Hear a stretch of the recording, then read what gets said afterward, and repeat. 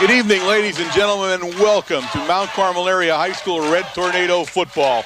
And tonight, I guess we could basically, Wayne, sum this one up as the big one. Oh, this is it. This is the game of the game in the state. You're talking about a single A team that's ranked number 1, a double A team that's ranked number 2 in the state, and only living, about 12 miles away from each other. Both schools had their pep rallies, their bonfires and everything else, and they are pumped. Both of these teams, when you talk to everybody, we talk to a lot of people from southern area and Mount Carmel, and that's all they talk about is how keyed up both of these teams are, and they want to play this game. Well, tonight the Red Tornadoes, of course, travel to the campus at Southern Columbia Area High School, the Tiger Stadium, where they will meet the Tigers in what has become one of the greatest state rivalries out there right now. We look at this field. We talked to the athletic director, of course, Terry Sharrow. Terry told us that this afternoon the field took 2 rainstorms, and one of them, a very hefty windstorm, took a lot of the fencing down prior to the game. So his ground crew has been very busy. But I got to tell you, Wayne, when you look at this field and looking at it and walking around it, this field is immaculate. It is ready to play football tonight. It looks like a carpet. I mean, it's not real thick like we've seen at Wyomissing, which slows the runners down. It's cut down very nice, and it's a soft run. It looks like it's going to be a fast field tonight. We look, of course, here they come, the Mount Carmel Red Tornadoes, and you can hear the crowd in front of us. As you remember when we were here 2 years ago, this is going to be a very loud stadium. It is capacity crowd. It is overflowing. We expect 7,000 to 8,000 people in this stadium, and I think every one of them is here already. Now, those of us who watch this kind of stuff on a regular basis, if you're a football fan in the area, there's not a whole lot we can tell you about Southern Columbia area or Mount Carmel area you don't already know. This game is as big as it gets in the area. Of course, so many families are intermingled between these 2 school districts and so many friends and all over here. So it really sets the stage. Also, we look tonight as we look at the field and talk about how good a condition that field is in despite the rain it had. The weather is absolutely picture perfect. This would be the exact thing you would ask for, the exact weather conditions to play a big football game, and we got them tonight. Yeah, in the last 2 weeks, it has been a little bit warm. One weekend there, it rained, and some of the games were canceled before the end of the game. And no, this is really nice. They were talking about some showers tonight starting at 6 o'clock, but as of right now, it certainly does not look at the sun was out a little while ago. And really looks like a nice, cool night, and it looks like it's not going to be much of a toll on either team. We'll watch the captains go out to midfield, of course, for the coin toss and meeting each other. They, of course, have already done that. That's something that happens like in other levels of football earlier in the day here, but they go out for the ceremonial coin toss on this time. They already know who won and who lost. And we look out there, we got, for our side of it at least, we got 55 Shoppy, 50 Booker, 25 Veach, and 26 Lantini representing Mount Carmel area. And when they separate there a little bit, I'll tell you who's on that. Caskey is one of the representatives from Southern Columbia. And as soon as I get a look at the other number, I believe Conahan, he's the tall guy. I'm guessing he's out there. Can you see those numbers? No, I can't. Yeah, well, we got our boys out in the middle there. We'll see if they catch them. There they are. You got it live there, folks, so you can see it close up. Conahan is, of course, the other one, number 26, Sean Conahan. And 32, Nate Richard. And Nate Richard. So they're the 3 captains for Southern Columbia tonight. Of course, Coach Roth, we know Coach Roth very well. We read about him and his team every week. His record of success is absolutely unmatched. It's just unbelievable here in the region. And, of course, we bring a new coach into this game. He's getting to see this rivalry up close and personal for the first time, Coach Brennan. And we talked with him at Supper Club last night, and he was absolutely pumped up. The kids are pumped up. I mean, the media attention and just the talk back and forth between the 2 communities in the past week has been phenomenal. So the only thing left to do, Wayne, is what we're about to do, and that's kick off. Mount Carmel area will receive the kickoff. Southern Columbia area will kick to them, and we'll get this thing ready to crank very shortly. Some of the names you're going to look for on the Southern Columbia area side of the ball, of course, on offense will be Caskey, the quarterback. Right. Of course, let's not forget Nate Richards. We saw him last year. Nate Richards is one tough hombre. He's the kind of guy that just punishes you every time you have to tackle him. And, of course, the newcomer to this team, Nate Chicatano. We all heard all of the stories and followed him as he came here from Shamokin area. So he is a new addition. He has acquitted himself extremely well in their first 2 games. So he got used to that wing T offense very quickly. Yeah, it's first of all, it's a hard defense to, or a hard offense to defense to, because there's so much motion back there. But just think what it was like for Nate to come over here and try to learn their playbook now after, being at Shamokin for 2 years. Number 17, Matthew Brobst will tee it up for Southern Columbia as he gets ready, and we are seconds away, ladies and gentlemen, of putting this barn burner on. And there you have it. He kicks straight down. It goes to number 2, Clea, about the 10-yard line. He shifts fields a little bit, heads over to his left, and he breaks out. He's got an open sideline. And he's heading down. Chicatano is the safety man back there. He stayed back because of his speed, and you see that's his job. Clea kicked to the outside, and he got a lot of running room down there, all the way down to the 49-yard line, and Chicatano takes him out of bounds. So a 40-yard return to open the game up for Mount Carmel area Red Tornadoes. Of course, Clea with the spark here to start the game off, and Mount Carmel area will go on offense. You know their names. You got Shinsky at quarterback. Number 26, Lentini, enters the lineup, and he's going to be split out wide right. And in front, we have the big house backfield, Veach, and he's got Ziegler and Brown in front of him. And they go right to Veach immediately, and he cracks out along the side, and he takes the ball all the way down to the Southern Columbia area 37-yard line or so for a first down. And Mount Carmel area comes out breathing fire tonight, ladies and gentlemen. Their cornerback, Kowalczyk, number 36, takes Veach out of bounds. Southern area comes out with their patented defense. They've been running this for years now. Their 4-4 defense. They're going to force you into trying to pass the ball, stop you in the run. Again, Mount Carmel area opens up into the heavy backfield, as we call it.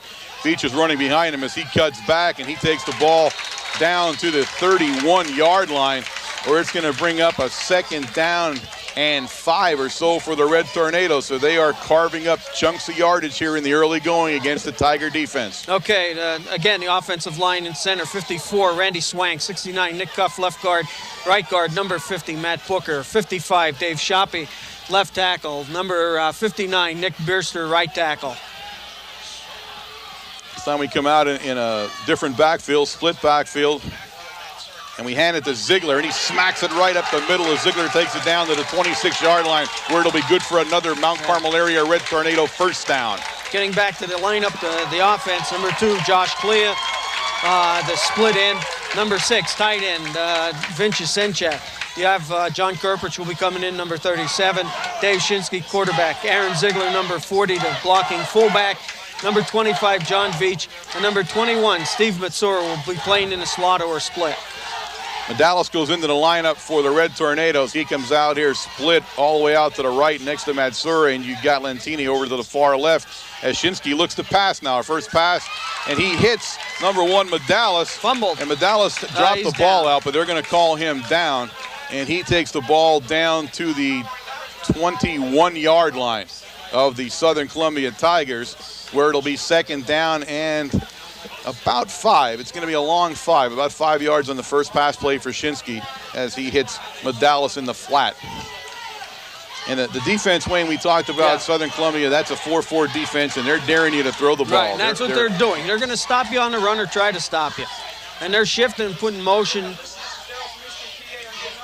This time, Veach right up the middle. Veach splits back. Veach is going to go in. Ladies and gentlemen, he is down. No, yes, touchdown. Ladies and gentlemen, the first touchdown of the evening for the Mount Carmel Red Tornadoes occurs at the 9:52 mark of the first quarter. And Wayne Big Red came out and said, we're going to make a statement, and they did. Well, you know what? We talked about all the key positions on both teams, and these two teams match up so well between the quarterbacks, the running backs, the tight ends, you name it. And both teams have it. Yasenchak lining up for the extra point, something a little different, and we say differently because they take turns somehow doing that. Yep. And he puts it up, and it's good, ladies and gentlemen. So at the 9:52 mark of the first quarter, it is Mount Carmel area 7 and the Southern Columbia area Tigers nothing as we await the Mount Carmel area kickoff. Well, we get back to that, and you're talking about the close matchup, and everybody in all the papers, they point one way or the other for quarterbacks, for tight ends, for this, for that, running back. But what everybody didn't look at is probably the line. My opinion is the team that's going to win this is the line that plays for the full 4 quarters and does not stop. At this point, we don't know what the Southern offensive line is going to do against the Mount Carmel defense, but we've certainly seen what the Mount Carmel line has done up to this point.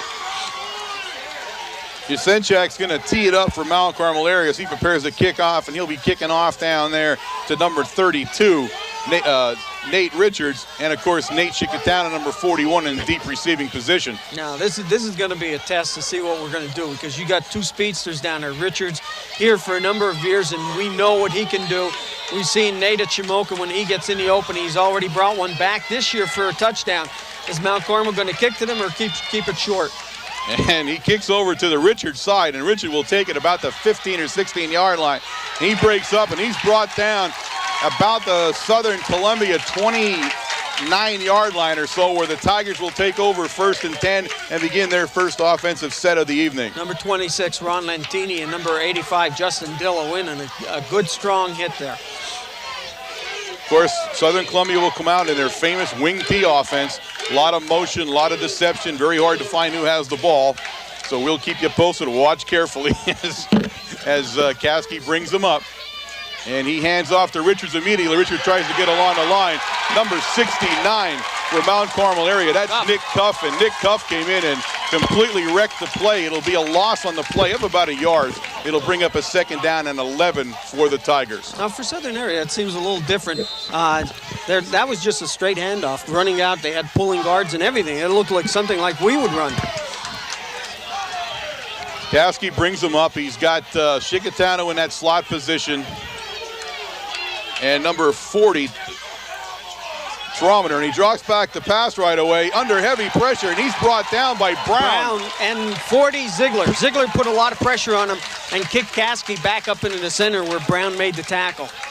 So the flag on the play, we'll wait to see what that is, but the Tigers take another loss on the play as Caskey is sacked, and we'll wait and see what Mount Carmel area chooses to do. The ball's now sitting at the 24-yard line of the Tigers, so brings up a 3rd and 15 if Mount Carmel decides not to do anything with it. And that's indeed what I believe they did. Yeah. They declined the penalty, so it'll be 3rd and 15 or so for the 1st down. And so far, the Mount Carmel area defense also making their statement here tonight in front of this big capacity crowd. One thing that Coach Roth had said was he was a little unpleased in the first 2 weeks. He said this last week after the 2nd game, that his pass defense or on offense protection was not what he wanted. It wasn't up to par yet. He's got Trometer right in back of him, but he pitches out to Richard, who tries to come around, or to Chickatano. And Chickatano gets up over the 30-yard line to about the 32-yard line, where he is brought down, and it's going to bring up a 4th down and a punting situation for the Tigers. Now, again, there's something that Southern area hasn't shown in a number of years.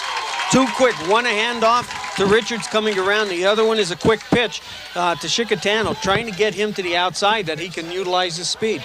32, and Nate Richards also is the punter for the Tigers. He's back deep where he'll punt, and he lets it loose, and he's in the direction of Veach, who does take it at his own 28, and he's trying to split 2 guys there, and he'll go down at the 29-yard line. So Mount Carmel area now back on offense at the Mount Carmel area 29-yard line.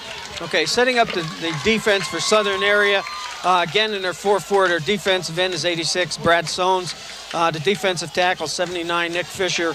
The other defensive tackle, 78, Brian Leffler. And the defensive end, number 72, Mike Fox. Their linebackers, 50, Mills, 71, Schaffler, number 5, Smeltzer, and number 26, Sean Conahan. This time it's right up the middle to Veach. Veach crosses over to 30 to about the 31-yard line. It's like a pickup of 2, brings up a 2nd down and 8 for the Red Tornadoes. Finishing out the defense for Southern, the cornerback, number 34, Jason Bropes. The other cornerback, 36, Kowalczyk. And the free safety will be either number 13, Matt Caskey, or number 41, Nate Chickatano. And we kind of get the jitters out of everybody, I think, by this point in the game. Yeah, I think now so. we're settling in at the 7:34 mark of the first quarter as he's got Ziegler in front of Veach, and he's going to pitch it over to Veach. And Ziegler makes a great block on the outside, and Veach takes it up to the 35-yard line. He's brought down by number 71, Mike Schaffler, for the Tigers. Yeah, number 86, Sones, makes the initial hit about 2 yards back to slow Jonathan up. Ziegler had a massive hit on the corner as he was the lead blocker that time, and we've seen what Ziegler can do. It brings up a third down and about 5. It's a short 5 for the Red Tornadoes here in their own territory. The ball on the 35 of Big Red.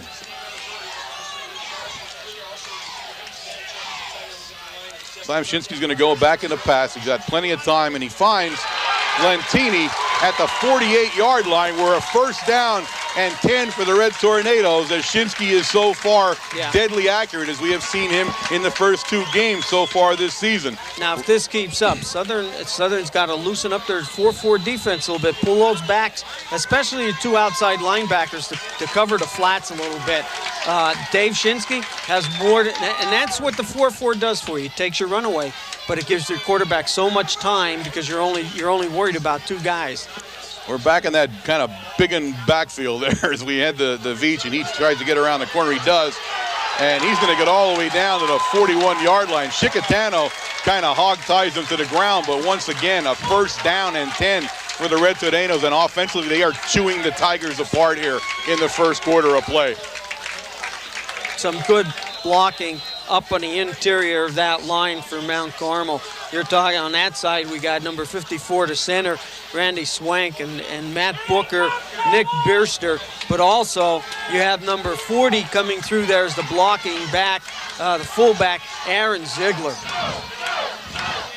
This time right up the middle of Ziegler, a quick opener. Ziegler takes it over the 40-yard line down to the Southern 37-yard line, and he's going to bring up a second down and about 7. I'll tell you what, they're really not Tornadoes. Coach Brennan's not doing too much other than putting Brown in there and Ziegler as the 2 blocking backs. And, he can run about 3 different plays off that, which is just outstanding. He can run it to the right or the left. He handed off to Ziegler. We seen him last week pitch also to Jonathan on that play. This time we hand to Veach again. He goes right up the middle. He crosses over the 35-yard line, takes it down to the 33-yard line of the Tigers. Number 5, Smeltzer, has to come up from the defensive backfield to make that tackle. Third down now and 2 for the Red Tornadoes. Ball sitting exactly at the 33-yard line of the Tigers, as once again Mount Carmel area's offense is pushing its way down the field. And this, you would guess, is 2-down territory either way for that. So. Yeah. Taking a little longer in the huddle than most people would want here. They're going to have to click this one off quickly when they get to the line. He's got his big tight end over there on the right side, and he gives it to nobody. He keeps it. He's going to throw it, and he just gets it over Brown, 51.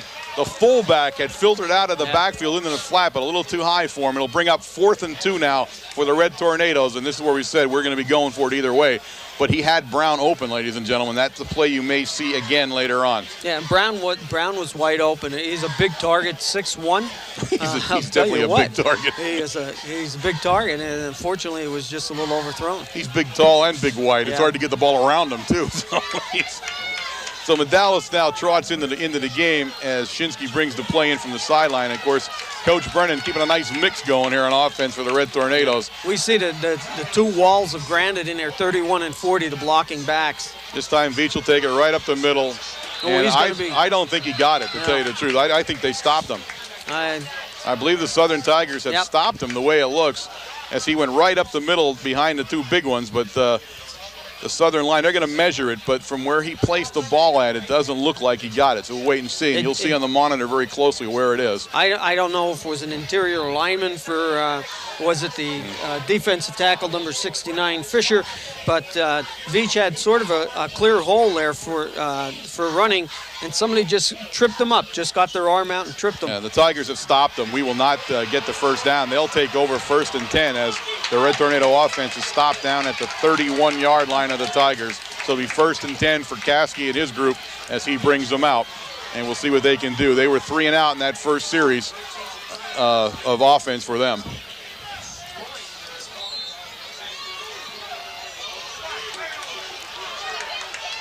Caskey's got Trominer right behind him as what would be the fullback in this offense, depending on how they run it.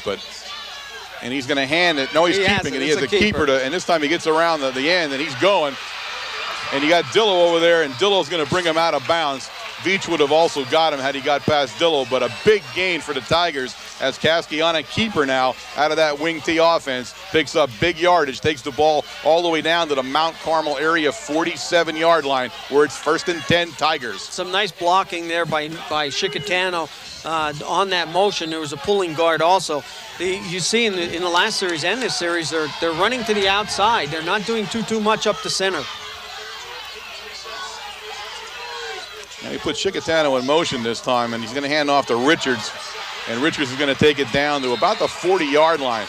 It's going to bring up a 2nd down and about 4, a 6-yard pickup for Richards that time as he goes left over our right side. Booker making the hit there, and Richards still picked up 7 yards, although Booker made the hit about 3 yards off the line of scrimmage.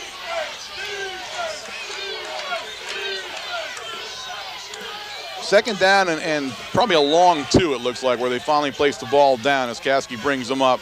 And this time it's an inside handoff to Chicatano. And Chicatano's in serious trouble as Lentini, but who was in there first? The lineman that stopped him first. Lentini makes the stop. It's a big loss for the Tigers. Big loss as they bring it down. It brings up now a 3rd down and 9. And we'll see a replay coming up here, and we'll see what that got. There he is there. That's number 40, Ziegler. Okay. Excellent there on the replay. You saw 40, and he was one that drove Chicatano back, and then Lentini finished them off. But a big defensive play for the Red Tornadoes now. As we said, it's now 3rd and 9 for the Tigers. And he keeps it, and he's going to pass it. Caskey's looking around. He's under a lot of pressure. He's hit. And he was looking for the big tight end, Conahan. He had Conahan open there, but just got through him. And that'll bring up a 4th down and 9, and the Tigers will be forced to punt the ball. So a promising drive snuffed out there on the big loss with Chicatano in the backfield, and then the Conahan pass. A lot of pressure on Caskey that time. Conahan, like you said, was wide open, and boy, he's been sure hand so far this season. Well, you got to be careful with Conahan. You do not want him loose out there because he is a threat. Ball goes to Veach at his 10-yard line.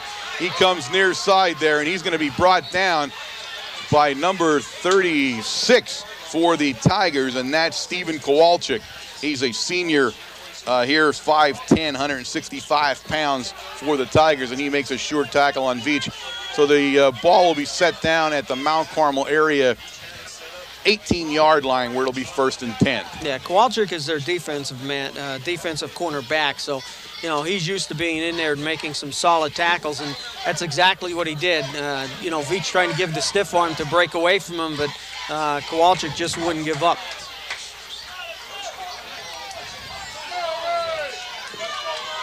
Three minutes and 1 second remaining here in the first period of play. Penalty flag before the play really gets rolling, and that usually means a 5-yard penalty against the offense. So we're going to march it back 5 yards. Now we got motion. And we'll start again 1st and 15 now with the ball at the Mount Carmel area 13-yard line. Someone a little anxious there trying to, get off before the ball is centered.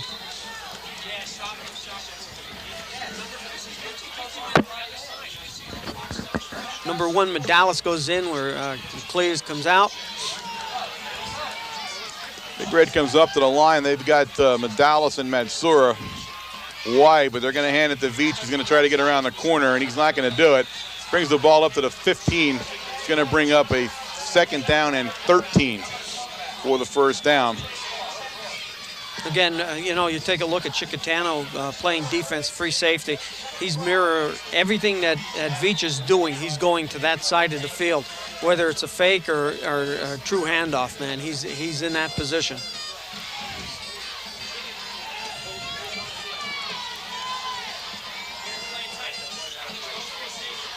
Shotgun. Shotgun, but he hands it to Veach up the middle. Veach is going to get stopped in there by big number 79. That's Nick Fisher for the Tigers, and a little bit of deception there for the Tornadoes, but does not work as he takes the ball down to the 18-yard line, just about the original line of scrimmage. It brings up now a 3rd and 10. Mount Carmel area deep in their own territory, so we could see a change of field position here if things don't work for the Red Tornadoes on this 3rd down play. He comes up to the line. He's got them wide spread. He's got Lantini and Matsura both wide right and left as he looks to pass. He's got all kinds of time. That was real tight coverage. The ball was intended for Lantini, number 34 on the coverage, and that was Jason Brobst for the Tigers in good defensive position for the Tigers. He broke the pass up. He broke the pass up, and number 50, the linebacker, the corner linebacker, Jason Mills, he tipped the ball before it even got back to Lantini. Oh, okay. So it's going to bring up a 4th down, and Mount Carmel area will be kicking from deep inside their own territory as Shinsky is back deep, and we have a flag on the play before we even get rolling, and now we have a second flag. Beautiful punt.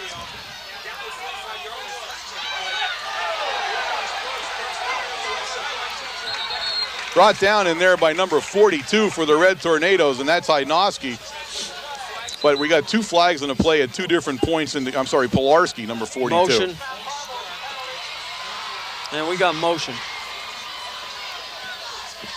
The way he punted that ball, they might just decline it and take the ball right where it's at. Might be a good idea. We'll only see what they do as they look, and they do. They're going to decline the penalty and take the ball at the Mount Carmel area 40-yard line. As we said, a big change of field position here as they had a punt from their own 50 from the 50-yard line or so. So now you see them in good field position, but the play is kind of tightened up here now on both sides of the ball as they kind of felt each other out, and now they're feeling pretty comfortable. There's a minute 31 remaining in the first quarter as Caskey will bring them up. He has Trometer and Chicatano kind of directly behind him there in the backfield. And he keeps it. He's chased by Cuff. And that was some athletic football, and he's going to go in, I think. Go in, yep. He does. That's a touchdown, Southern Columbia. That I don't.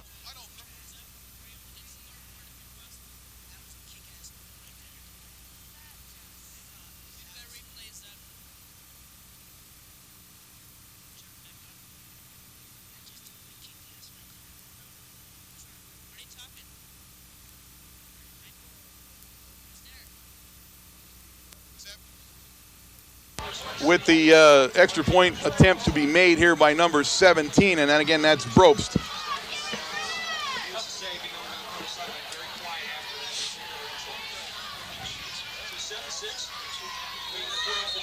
Penalty down, he puts it through. Let's wait and see. We apologize for that little lack of sound there as we got the plug kicked out here and didn't call that touchdown live to you, but you saw it on there. Caskey making an absolute fabulous run to put the ball in the end zone. That's against the Tigers here as we look. It'll move the ball 5 yards back. So Mr. Brobst will be kicking from the 7-yard line or so instead of the 2 on this extra point attempt.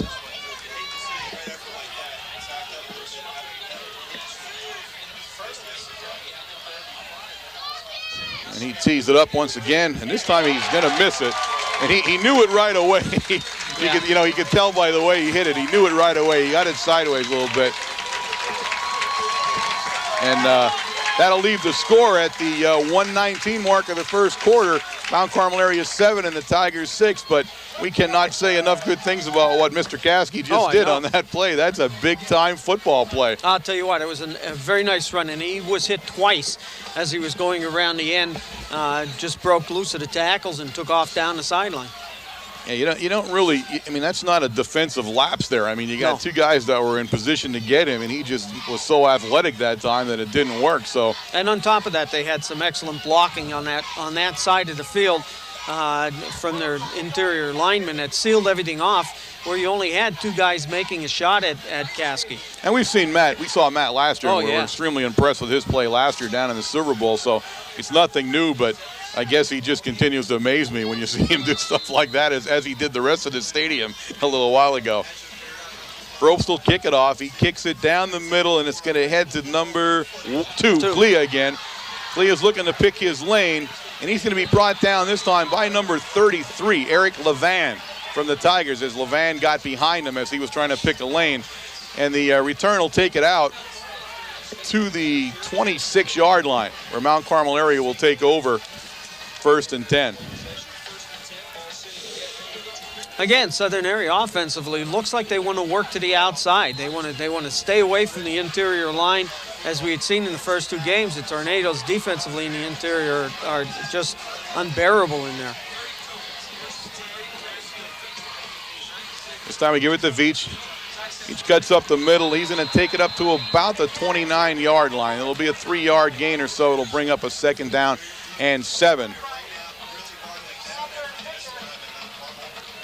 And the Southern defense has definitely tightened it up here from that first series. They're having some good pursuit moves here. They're really, going after John. They're mirroring John wherever John goes.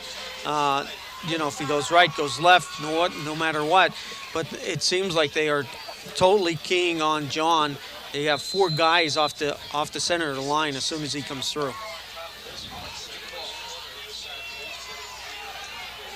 Well, that's a big front line, defensive front line for the Tigers, and that's their hallmark. I mean, I don't know what they're feeding them here, but this group is always big up front. This time we hand it to Veach, and we try to get Veach outside, and we do that time, and he's outside, and he's off to the races. The only guy left to bring him down is going to be number 36, and he does. That's Steven Kowalczyk, but not before Veach takes it down to the Southern 28-yard line, where it'll be 1st and 10. Nate Chicatano came up that time and sort of got caught in the wash, and John just blew right by him all the way down to the 35. And you're lucky that John at Richards was there to make the tackle. They placed the ball at the 30-yard line when they finally get it placed down there. And that play, once again, that's the 2nd time we've seen that play. And that play is completely driven by Ziegler's block. And I want to take 1 second here. That, ladies and gentlemen, is the end of the first quarter here at Tiger Field. And the score, Mount Carmel area 7, the Southern Columbia area Tigers 6. Now this is still a pretty good chess game going here when you look at what everybody's doing and what everybody's looking to do. Mount Carmel area so far, I would say, is guessing right offensively. They're doing a good job offensively, keeping the Tigers a little off balance. And again, when you have Veach, you got to remember you're looking at probably the best running back in the state. You're right.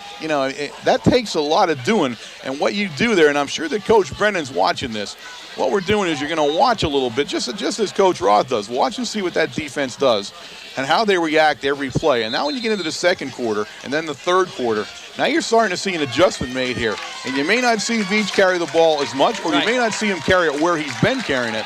And then you're going to see some passing and some loosening of it up a little bit. The one in that one series of downs in the first quarter, in the middle of the first quarter, we saw he gave it to Veach, and then all of a sudden Ziegler carried the ball. He picks up 7 yards automatically. You see what that does. And when I say that, I don't know what the stats are off the top of my head right now, but Veach has got some pretty good yardage racked up, even with the whole team keying on him. There's Ziegler there.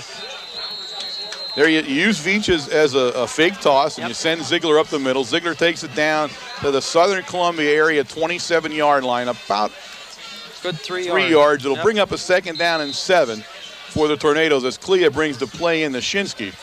But a lot of things you can do there as they key, but I cannot believe the Tigers will be able to spend the entire game keying on Veach, because I don't think Coach Brennan's going to let that happen. So we got split out here, slot with Clea and number 21, Matsura. Back to pass, all kinds of room, and he's looking downfield, and he looks all the way down. And it was tipped there somewhere. I don't see who got his hand on the ball, but he had Clea in the end zone, and the ball got tipped right over his head. I think someone must have. The way it looked, we had Clea and we had Matsura. We'll look at the replay here as he throws it downfield. See, we had 2 guys in the same 5 yards away from each other, and there were 4 defenders there.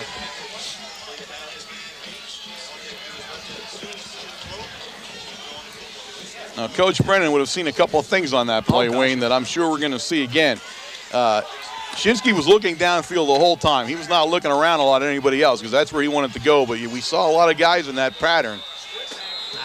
Penalty flag goes up.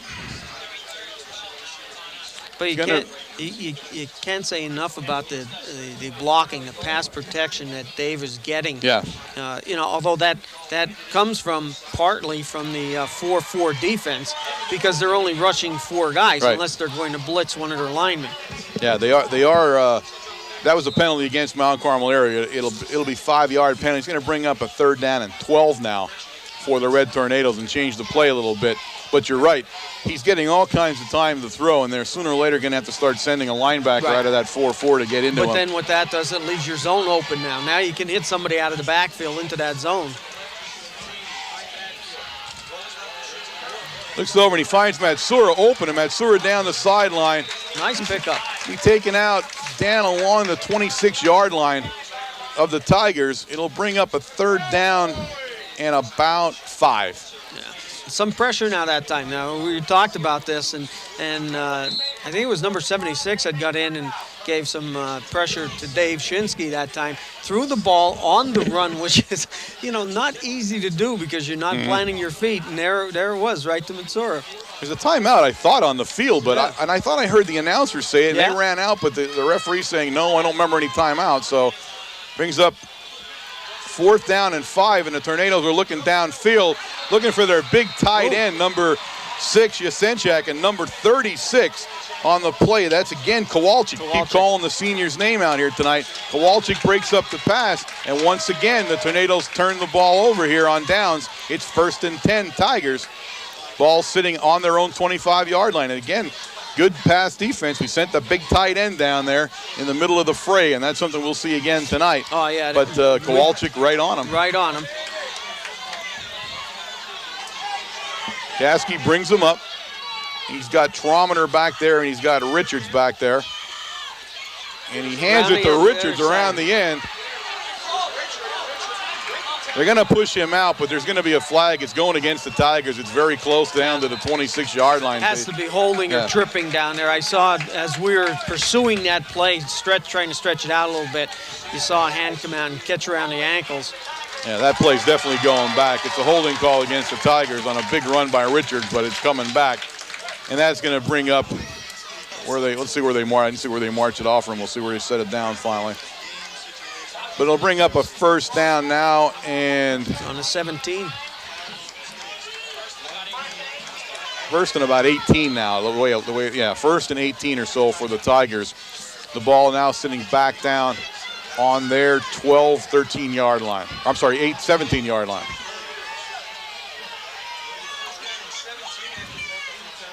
Caskey keeps it this time. Again, right up the middle, and Caskey is difficult to bring down. Yeah. Number 55 in there, Shop, he's going to bring him down along with 69, the big guy, Cuff. But they're getting in some good blocking there. It's not going to take much for Caskey to kick out to the outside again and pick up some extra yardage on those plays. It'll bring a 2nd down and probably about 12, it looks like, for the Tigers. He picked up a good 5 yards on the play.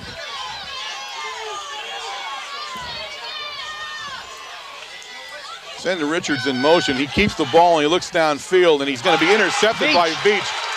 Veach has the ball and he's going downfield. He takes it down inside the 30 to the Southern Columbia 28-yard line. He was heading for Chicatano, and Veach just got up in the air and brought it down in a fine defensive interception by John, and he does it on both sides of the ball here. There you see it. Yeah, Claire was guarding Nate Chicatano here on that one. But Veach did exactly what he was supposed to do. He was supposed to float back to help protect and help clear. And what he did was he got himself in a position to jump up and get the ball. So the Red Tornadoes open up 1st and 10 deep in Tiger territory about the 29-yard line. Shinsky's going to hand it to Veach, and he's going to cut back. He goes right up the middle. He's still going, but a flag falls right down in the middle of the line, and that's never a good flag. That'll go against Mount Carmel area, I'm almost guaranteeing you. That is, too. And it does, and it's a hold against the Tornadoes. So a fine run by Veach will be brought back. And no, we had talked about the first 2 games about the penalty freeness of our team, and now all of a sudden here we've got a couple flags, and this is the game that you don't want to do that in.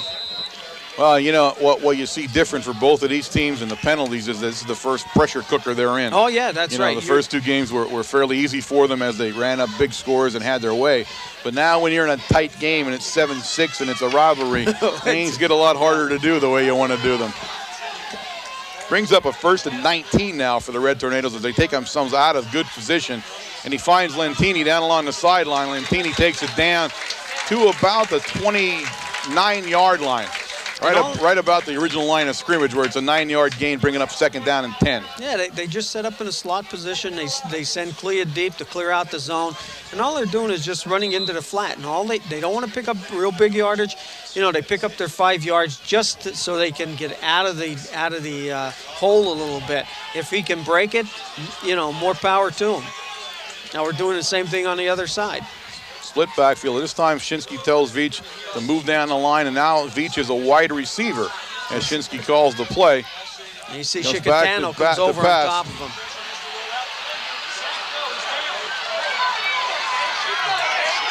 Shinsky ends up all the way down at the 23-yard line in a great play. I thought he went down for a second. I thought his knee touched. No, he got his hand down and kept his balance. He was hit twice back there. Number 78 for the defense there for 78 is Leffler, Brian Leffler. They're putting some pressure on him, and he saw him coming the whole time. He watched him out of the side of his helmet there, well, we had a blocking mistake there. We left him by there. Somebody didn't pick him up and turn the wrong way, but nonetheless, it brings up a 3rd down and 5 now as Shinsky gets him out of a little bit of trouble, and a big play now for the Tornadoes. And we hand it to Veach, and Veach is right up the middle. Veach takes it down to about the 21-yard line. It's going to bring a 4th down up and probably 2. 4th and 2 for the Tornadoes now. Yeah, it's exciting to see a great offensive line that the Tornadoes have running against this great defensive line that Southern has. It's a chess match, and here we're gonna just go right up the middle, and it's give and take. A lot of strategy going by here as you watch this game unfold. 8:24 remaining in the 2nd quarter. Now Carmel on a 4th down and about 2 as he hands it to Veach. Veach kicks picks to the outside. 2 up, and he's going to pick up more than that. Touchdown. Mount Carmel area Red Tornadoes at the 8:13 mark of the 2nd quarter on a tight 4th and 2. He sends Veach around the end, and this time he beat number 36 as Kowalczyk made a valiant effort there, but he got around Kowalczyk that time.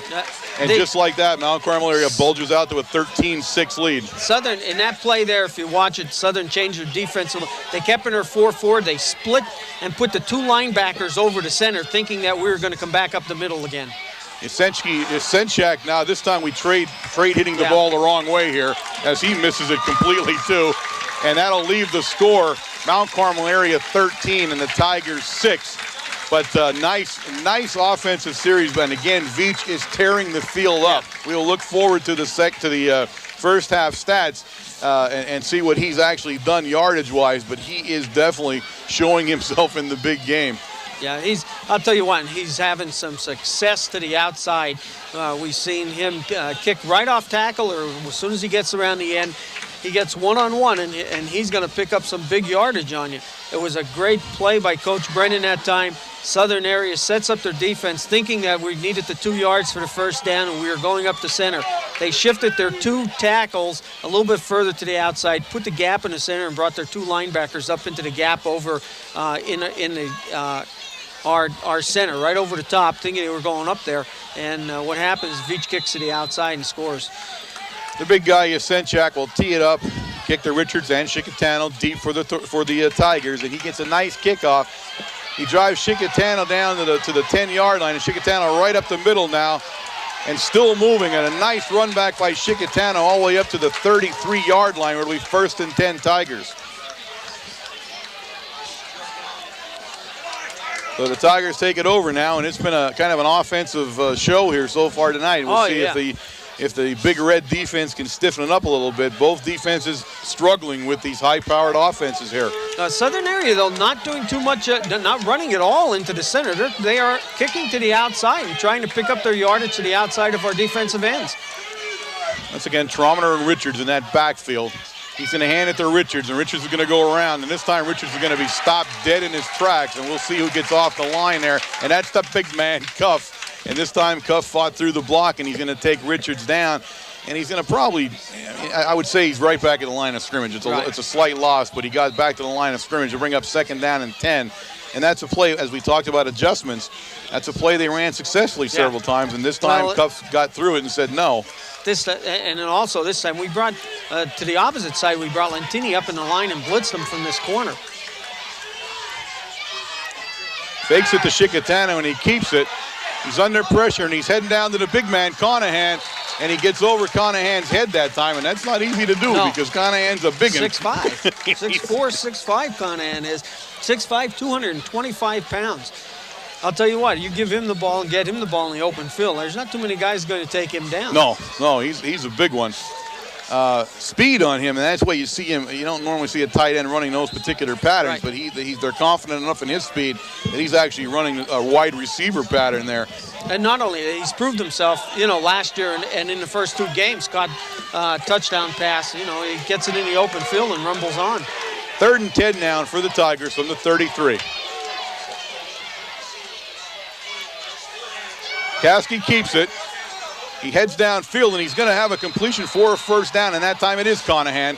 Lentini on the stop, and Conahan takes it out to the 45-yard line for the first down. Great play, a nice play. All he did was he went down, he button hooked right in the center of the field. He found an open area, found the zone right in the middle, and Caskey hit him. And it was a nice pass. It was a nice low pass. Not can't intercept him. Well, if you keep it in front of him, you're not going to get around Conahan. Right. That's the other thing. He's just such a big guy out there. He's difficult to defend that way. Caskey again back to pass as the Tigers are now looking for number 15. They have him, but he caught it out of bounds. A nice pass, but Christopher Grayson, the split end, caught it out of bounds. He couldn't stay in bounds in the pass from Caskey, but he was way in back of the defensive secretary of Mount Carmel area, and that's something I'm sure they need to talk about among themselves because somebody missed him coming out.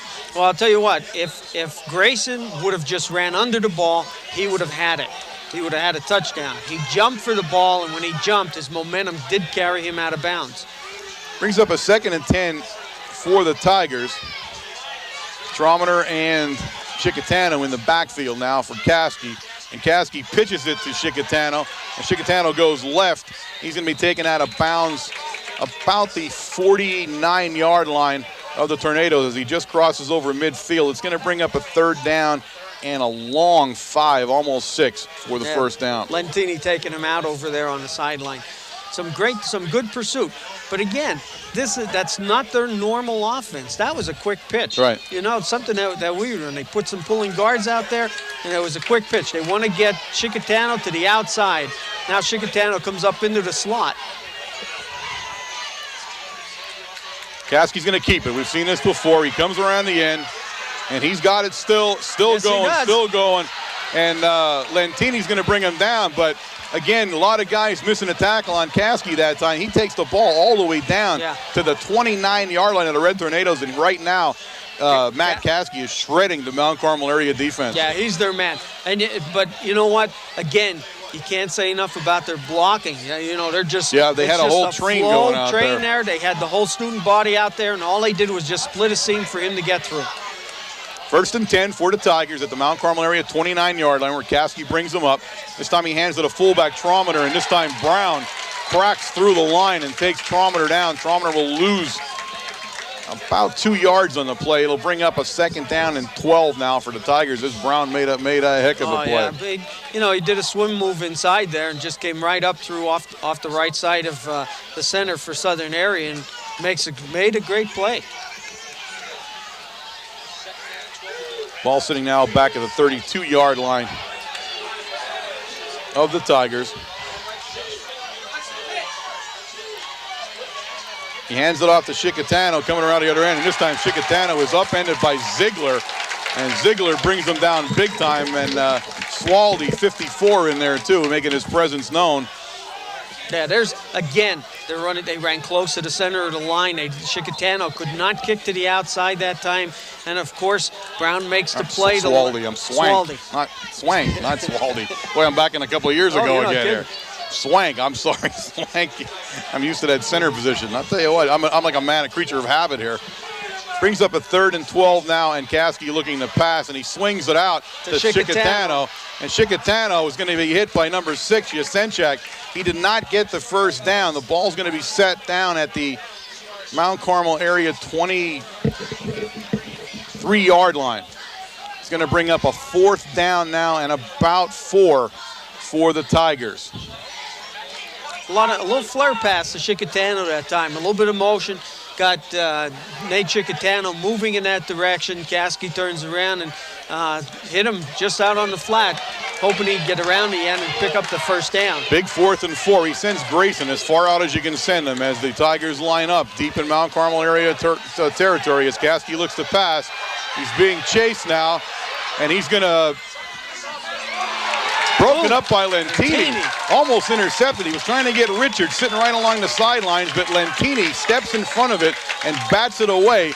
And Mount Carmel area turns the Tigers back at their own 29-yard line and they take over the football 1st and 10 with 4 minutes and 53 seconds remaining here in the second quarter of play. And this is everything we thought it would be and definitely. then some. Well, I'll tell you what, the surprising thing to me is the plays that Southern area happened to be running up to this point. A lot to the outside. They usually run a lot of slant plays to the center, that misdirection stuff. But the amount of passing that they have done in this second period alone is just, mind-boggling at this point. Well, you're right. What really boils down to is we have not seen much of the wing T, as Veach is going to come right up the middle. Veach comes all the way up to the Mount Carmel area 33-yard line. It'll bring up 2nd down and 5, and he picked up 5 yards right up the middle as these legs keep churning. John, once again, having an outstanding football game here in the first half, almost unstoppable. But the wing T offense is kind of dead in the water at the minute, and I don't say dead in the water is that we're stopping it. They're just not using it. They're not using it. They're more wide open, more spread out, flare passing, quarterback sneaking around. Now, that quarterback around the end is the part of the wing T there. But just a more varied offense from Coach Roth and his group. And there's a penalty, and that should go against the Tigers as they went offside there on the hard count by Shinsky. We'll see if that ball goes down far enough to make it a first down. Now we got number 37 now. Kirkridge goes in, I guess, as the split here for Josh Clea.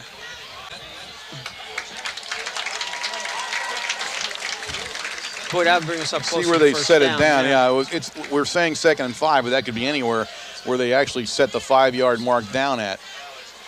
And they're coming over. I think they're going to do this from a measurement so they get it right because I'm not sure where it is either. Yeah, see what the... Luckily, Coach Chicatano's down there to tell him exactly where he thinks it should have went. And it is a first down. They place it down, and it's 1st and 10 for the Red Tornadoes now as the ball will be placed down at the Mount Carmel area 33-yard line. Again, you see a little bit... every time it shifts a little bit back and forth, Southern area starts moving the ball and it tightens up. And again, here's the Tornadoes back on offense, and now they're starting to move the ball a little bit better here. Once again, Veach right up the middle. You keep going what's going, and Veach just keeps running hard. And ladies and gentlemen, I tell you what, you've seen John Veach do all kinds of things in his career, but you're seeing him in that offensive line jam the ball straight up the middle for 5 yards every single time. 2nd down and 5 now for the Tornadoes. So they're confident in that inside running game. They're just pounding away out there. And they're testing the defensive line for Southern area. 86 Brad Soms, he's a junior. Nick Fisher's a senior. Leffler's a junior, and Fox is a junior also. This time Ziegler up the middle for short yardage. It's going to bring up a 3rd down and probably 3 for their first down for the Red Tornadoes as he crosses over the 40, and the ball will be placed down at the Red Tornado 42-yard line. And it brings up 3rd and 2. 3rd and 2, we got Brown going in now. And, he's going to take that spot right next to Ziegler.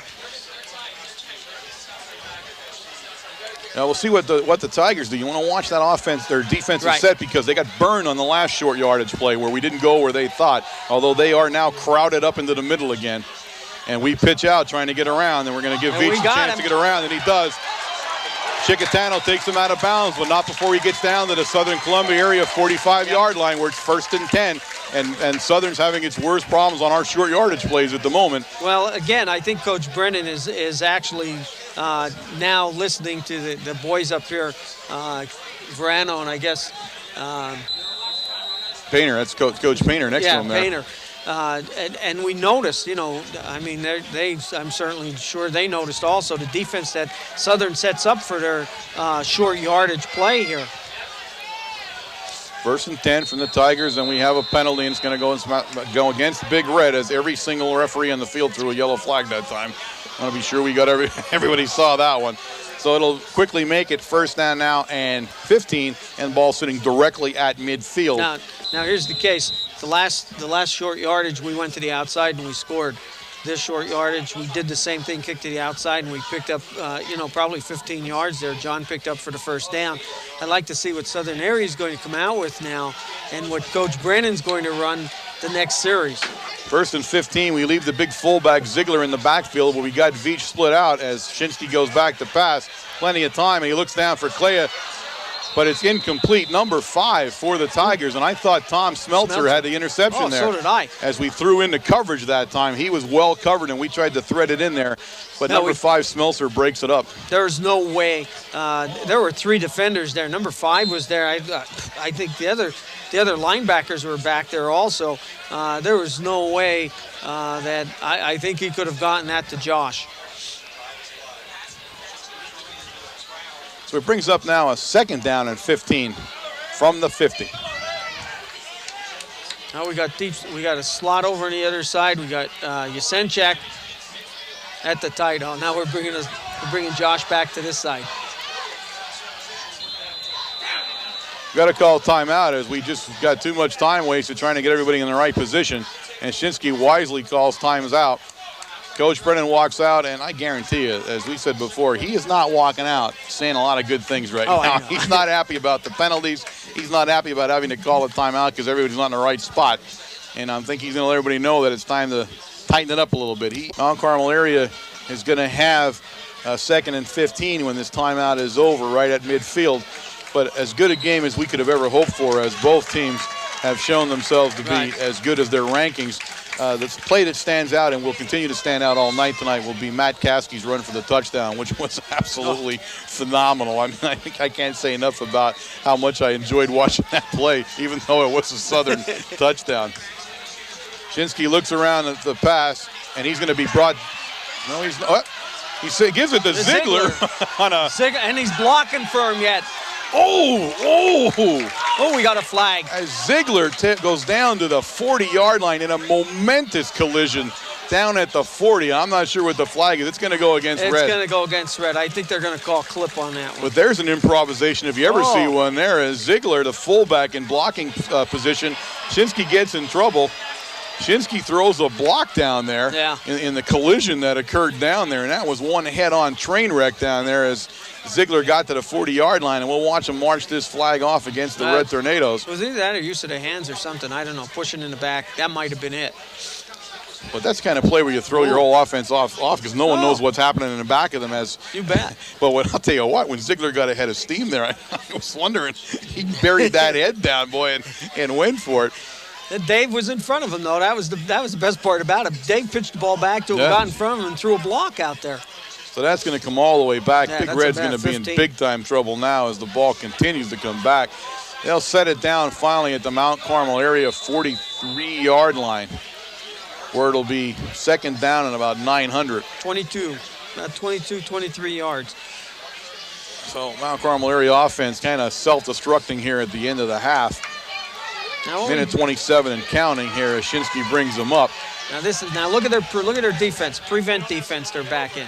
Number 26, and that's around the throat there on that one.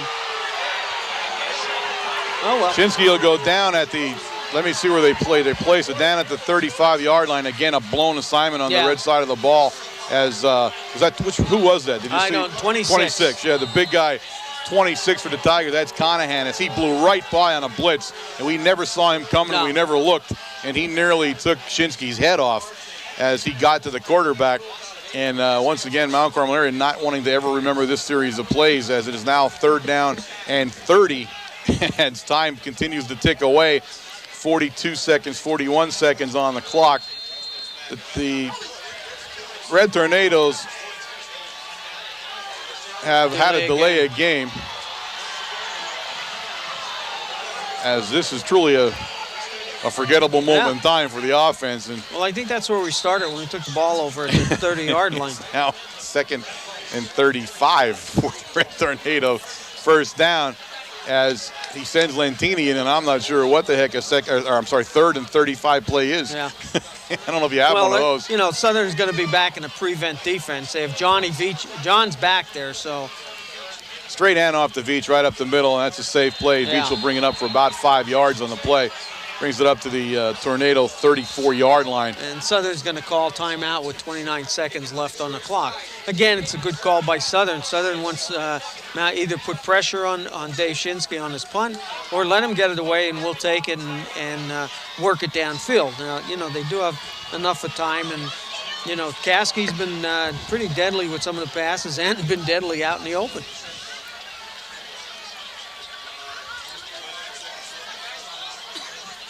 .29 seconds left here in the half as Mount Carmel will go into punt formation. Shinsky will be back there to punt.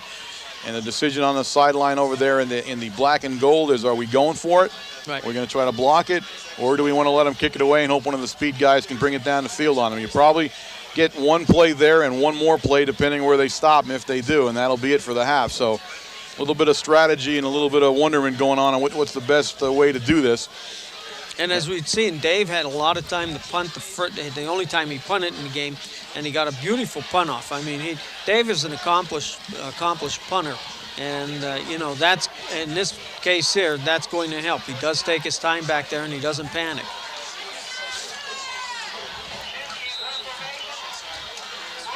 Looks like they're back, and they're not going to rush it. They're just going to be back in the prevent just to make sure. And he booms it out of there. It's a high kick to Chickatano. And he drops fumbled it. And that's the end of any threat there as Chickatano lets the ball get through his fingers. And he'll set the ball down at the Southern Columbia 28-yard line where it's 1st and 10 with 21 seconds remaining here in the clock in this first half of play. That time he was looking ahead of him there a little bit, trying to see downfield, and that anxiousness gets to you sometimes. You want to make a big play, you know what everybody's trying to do. It was the high kick by Dave Shinsky that does that. It gives your defense or your punt coverage time to get down, and it gives that receiver time to look around. Caskey goes back into pass formation. He's being rushed heavy. He's looking for number 15 on the field, covered by Dillo. 15 is Grayson. He's the speed guy on the outside, and the ball just over Grayson's head. But a nice pass play. You can see when Caskey airs it out, he can do it. And they're giving him enough time to throw the ball now, as you can see. Actually, we had a blitz going on a linebacker play that time. Matsura tried to get through to him and couldn't. So Mount Carmel also cognizant of the fact that he's going to be dropping back to throw the ball. This time we bring number 2, Matt Porter. A lot of Matts on this team. Matt Porter now split out. And we're going to hand it off. Caskey's going to keep it, in fact. And he almost dropped it. He was carrying the ball at his knees. By the time he got put down, the ball goes up to the 35-yard line. And Matsura making the stop that time. And I tell you, Caskey, he's a danger out there. Every time he touches that, he keeps that ball. He reminds me a lot of Straub from Line Mountain that we saw last year in the district playoff game. Same kind of quarterback, not a real big guy, but my goodness, you can't bring him down with a bulldozer. No matter what you do to him, he's still up. That time was really an odd play as he really slipped is what stopped his momentum, but then the ball slipped, and he was kind of holding it down low on him there as he was getting hit, and I'm thinking, I know he doesn't want to let it go. Yeah.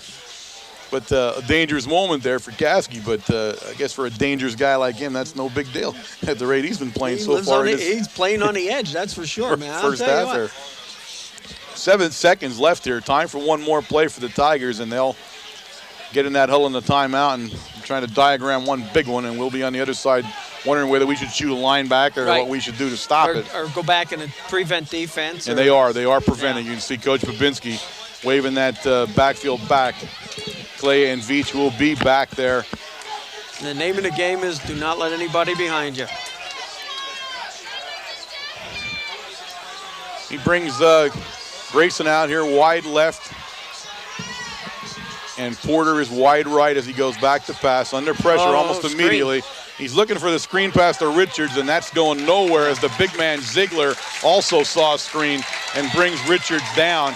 And that's the end of the first half, ladies and gentlemen, with the score of Mount Carmel area 13 and the Tigers of Southern Columbia 6 in what, Wayne, is the fabulously played first half, as we had thought. What did everybody say? This game was going to be a barn burner.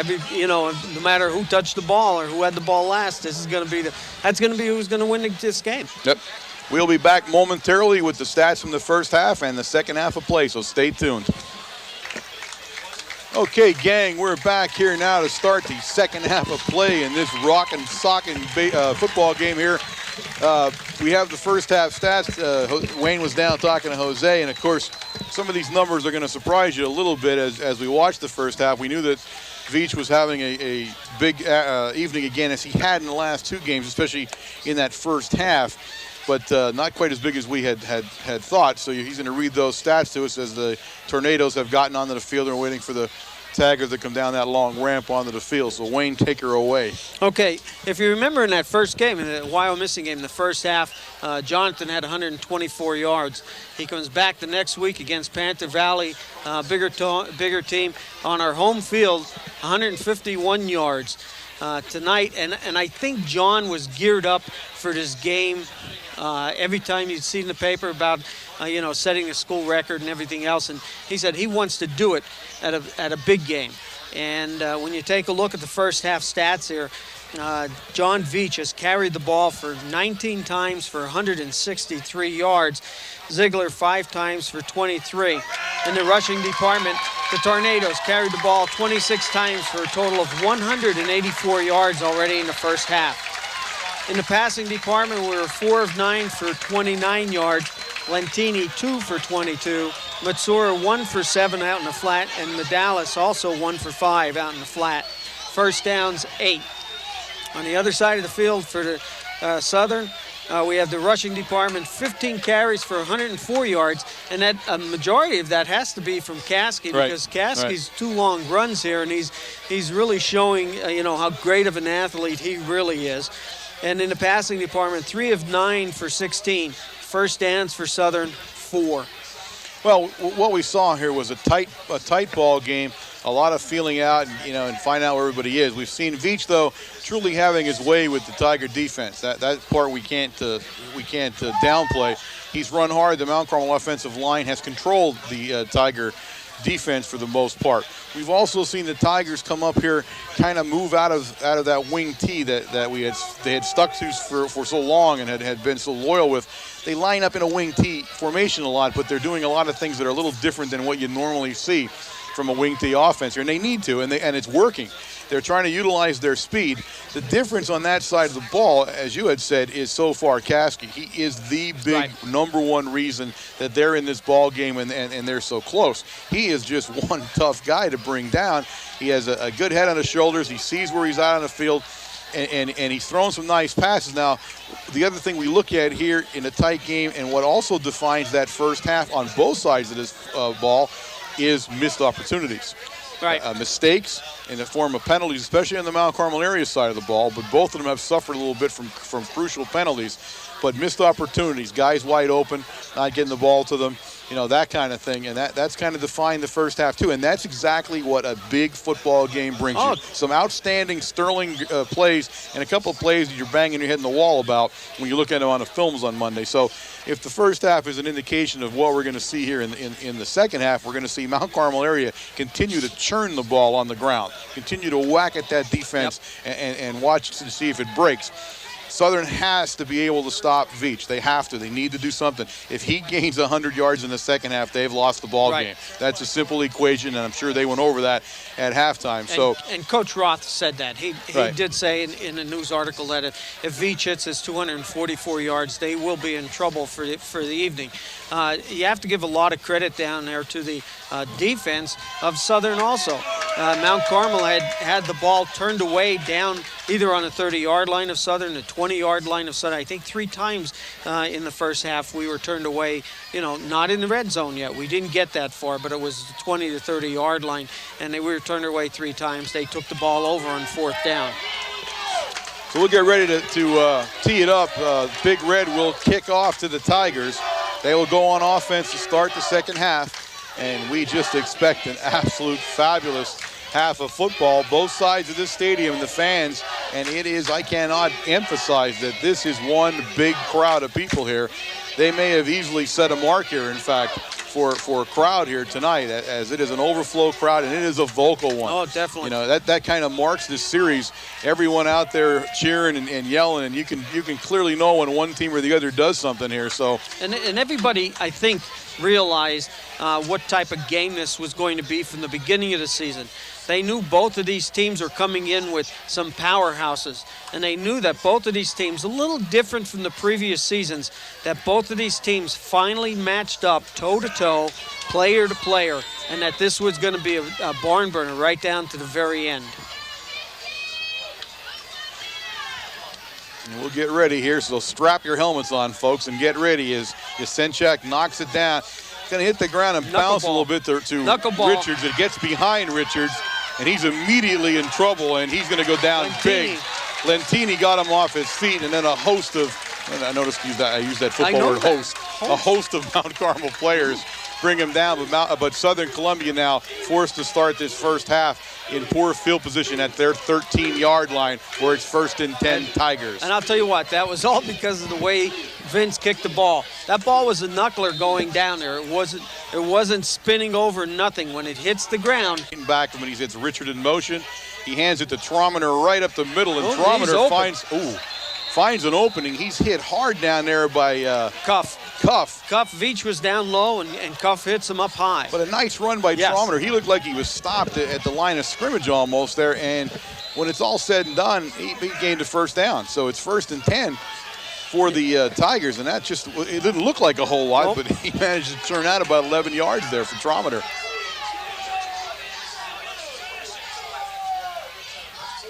This time it's Chicatano on the handoff, and Chicatano is going to be stopped for a gain of about 2 yards on the play. It'll bring up 2nd down and 8 for the Tigers. Matsura, number 21, making the initial hit back in the backfield.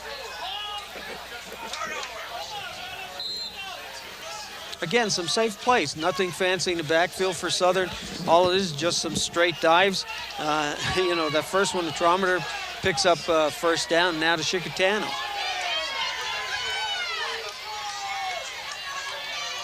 This time he goes to Richards around the end, and Richards is going to be brought down short of the 1st down, over the 30-yard line to the 33-yard line. It'll bring up a 3rd down and short yardage now. 3rd down and about a yard. Again, 2 yards. I'll tell you what, Coach Roth is really mixing up the plays here in this series. He ran one to the straight dive right up the middle, another one to the left, and now this one more to the outside. So 3rd and 2 now from the 33.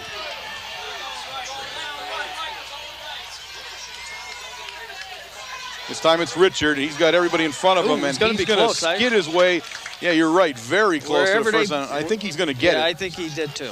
It is. It's a 1st down as he brings the ball over the 35 to just about the 36-yard line, as the Tigers now string 2 first downs together in a row in a hurry here to start the 2nd half. I'll tell you what, some good blocking in front of him that time, in front of Richards. I'll tell you what, if we didn't make that sweeping tackle, he would have been picking up some more yardage, just 2 yards.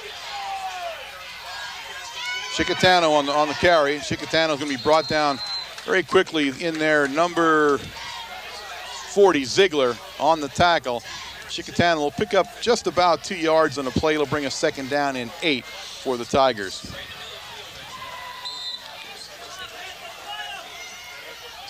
Again, we move to the right side.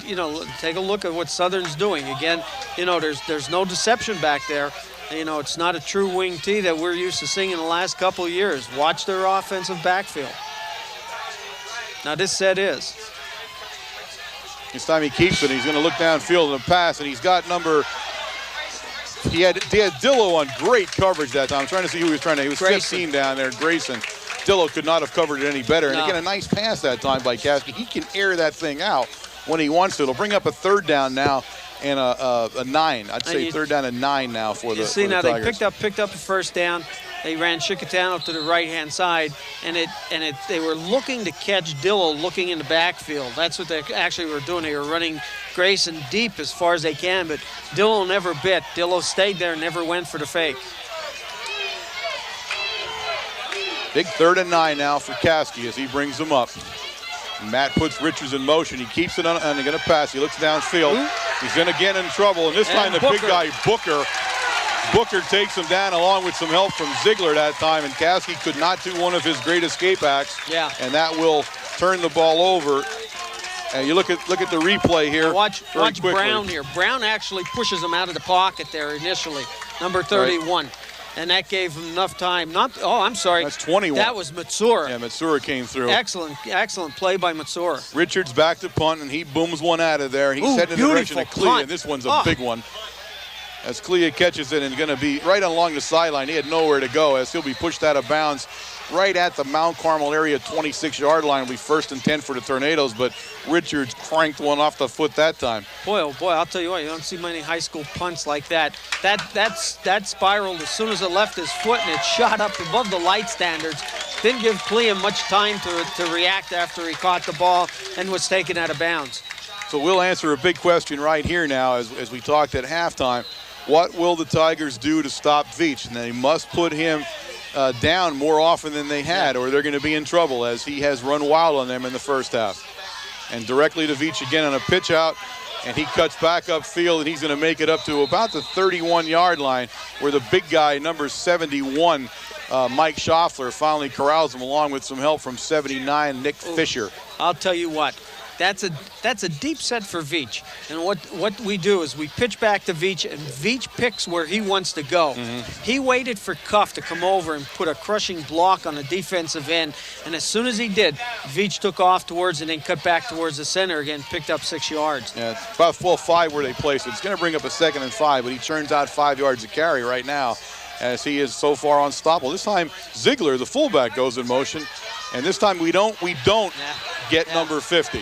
And that time, Jason Mills catches us in the backfield. And the key to that play, we talked about it in the first half, is number 50. You got to block him. And that time, no one touched him, and Veach couldn't get around him. Veach is going to lose yardage on the play, and it's going to bring up now a 3rd down and about 9, or along 8, the way they placed the ball. Ball back at the Mount Carmel 27-yard line. The problem was we couldn't get our pulling guard over there in time for Veach to cut back towards him a little bit.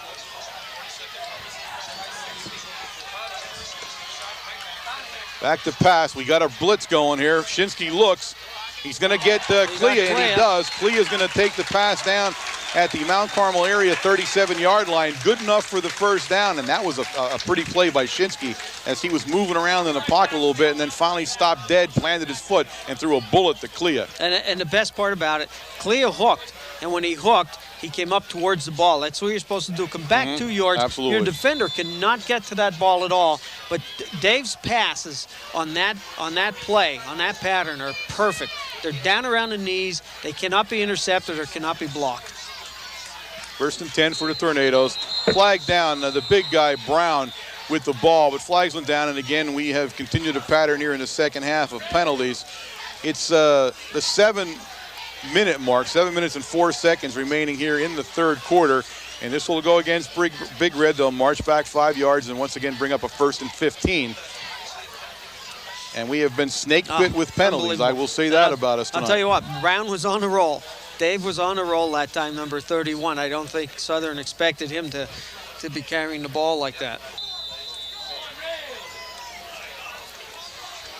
Clock starts. We pass through that 7-minute mark as Shinsky brings them up with a 1st and 15, and we've seen 1st and 15 a number of times here tonight. Now we still have Brown in there as the blocking fullback. This time we go to Veach. Veach cuts it up. To the outside. Continues to keep moving. Number 41 on the play. Nate Chicatano making the stop for the Tigers, but not before Veach once again turns up big yardage. Picks up a 7-yard gain. It's going to bring up 2nd down and 8. I'll tell you what, Brown's out there, and he plays nose guard for us. He played there last year, in and out. But I'll tell you what, being a blocking fullback, he has some speed on him. He really he got out in front of Veach, and, he helped out. We had the pulling guard. We kicked the defensive end out, and Veach cut right up behind him. Again to Veach. Veach picking his hole as he's going to continue to move. Big number 79, Nick Fisher on the stop, along with help from 34. That's Jason Brobston on the play, and Veach moves the ball up to the Mount Carmel area 44-yard line. It's going to bring up a 3rd down and about a long 4 for the 1st down as Mount Carmel area continues to stay for the most part on the ground and continues to churn yardage up offensively. Well, we'll see again. Now, this isn't as close to, 2 yards, the short down yardage that we had picked up before. Are we going to kick Veach to the outside? Flip it to Veach, and we do. And Veach is going to cut up field. Ooh, and he's going to be stopped very close. Short. And I'm trying to see where this guy puts it down. It may be a first down, to tell you the truth. He needed a long 4, and depending where they set it at, it may be. They'll measure it, I'm sure. And again, I'll tell you what, take a look at the shifting that's going on that. No, they won't. At the Southern defense. You know, we put the wide slot over there, and we did run the last time to the wide side of the field like that, and they shifted their whole defense. They got out of their 4-4, and they brought their defense, their linebacker back into the slot. Okay, let's set this up now. It's 4th and 1, gang. We're in our own territory, and Coach Brennan decides to go for it as he gives the Veach, and Veach picks it up, and there's some confidence, ladies and gentlemen. That, ladies and gentlemen, was a big, big football play in this ball game. As Coach Brennan said, that's it. We're going to do it. We're in our own territory, 4th and 1, and he pops it over midfield, and Veach picks it up for him all the way down to the Tiger 48. But that could be a moment to look back on. Yep. When you look at that replay, take a look at how hard John ran through the line that time. There was nobody going to stop him before he made that first down. Well, 1st and 10 for Big Red as Shinsky brings him up. We got Johnny Kerpich over here wide right. This time again to Veach as they keep going. They're going to stop Veach this time at the line of scrimmage. Big number 50 on the play for the Tigers, and that's Mills, the linebacker. He made the stop. A flag flew in the middle. It's going to go against the Tigers, I believe, and it's going to be unsportsmanlike. Yeah. And that's a big penalty, very big penalty. As I'm not sure what sparked that little thing. I don't know. But I don't know either. We saw them flying there, and that is not what Coach Roth wanted to see happen at this juncture of the ball game. And you know, you see the referee, as soon as it happened, that flag was out and it was going. They're going to control this game. Sometimes you get into a game like this and they say, well, you know, the tensions are high, everything else, and they let you play a little bit more than maybe what they should. This time, this referee, as soon as he's seen something, that was it. That flag came out and went up in the air. Well, the big penalty on the unsportsmanlike call pushes the ball down to the Tiger 33-yard line, where it's 1st and 10, Mount Carmel area. Shinsky looking to pass. He's under pressure, and this time he's going to go down. Number 86, that's Bradley Sones for the Tigers, and Sones made penetration and got a hold of Shinsky, pushing the ball all the way back to the Southern 45-yard line. A big loss on the play. It's going to bring up a 2nd down now, and second down about 22 or 23 yards. 23 it's going to end up being when they set it down, and I get to count on my fingers all the yards. So 2nd and 23 now, back on the 45-yard line of the Tigers. Is a big defensive play by Bradley Sones. And we're in a shotgun formation now. And the ball goes through the leg, flag on the play. And we're going to call number 86 as Sones' number again. He's had 2 big plays in a row as the flag goes up in the air immediately. The center pass back to Shinsky went through his legs. It was kind of on the ground as it went by him. Now we got another flag. We had a flag down here, and they just threw one over there.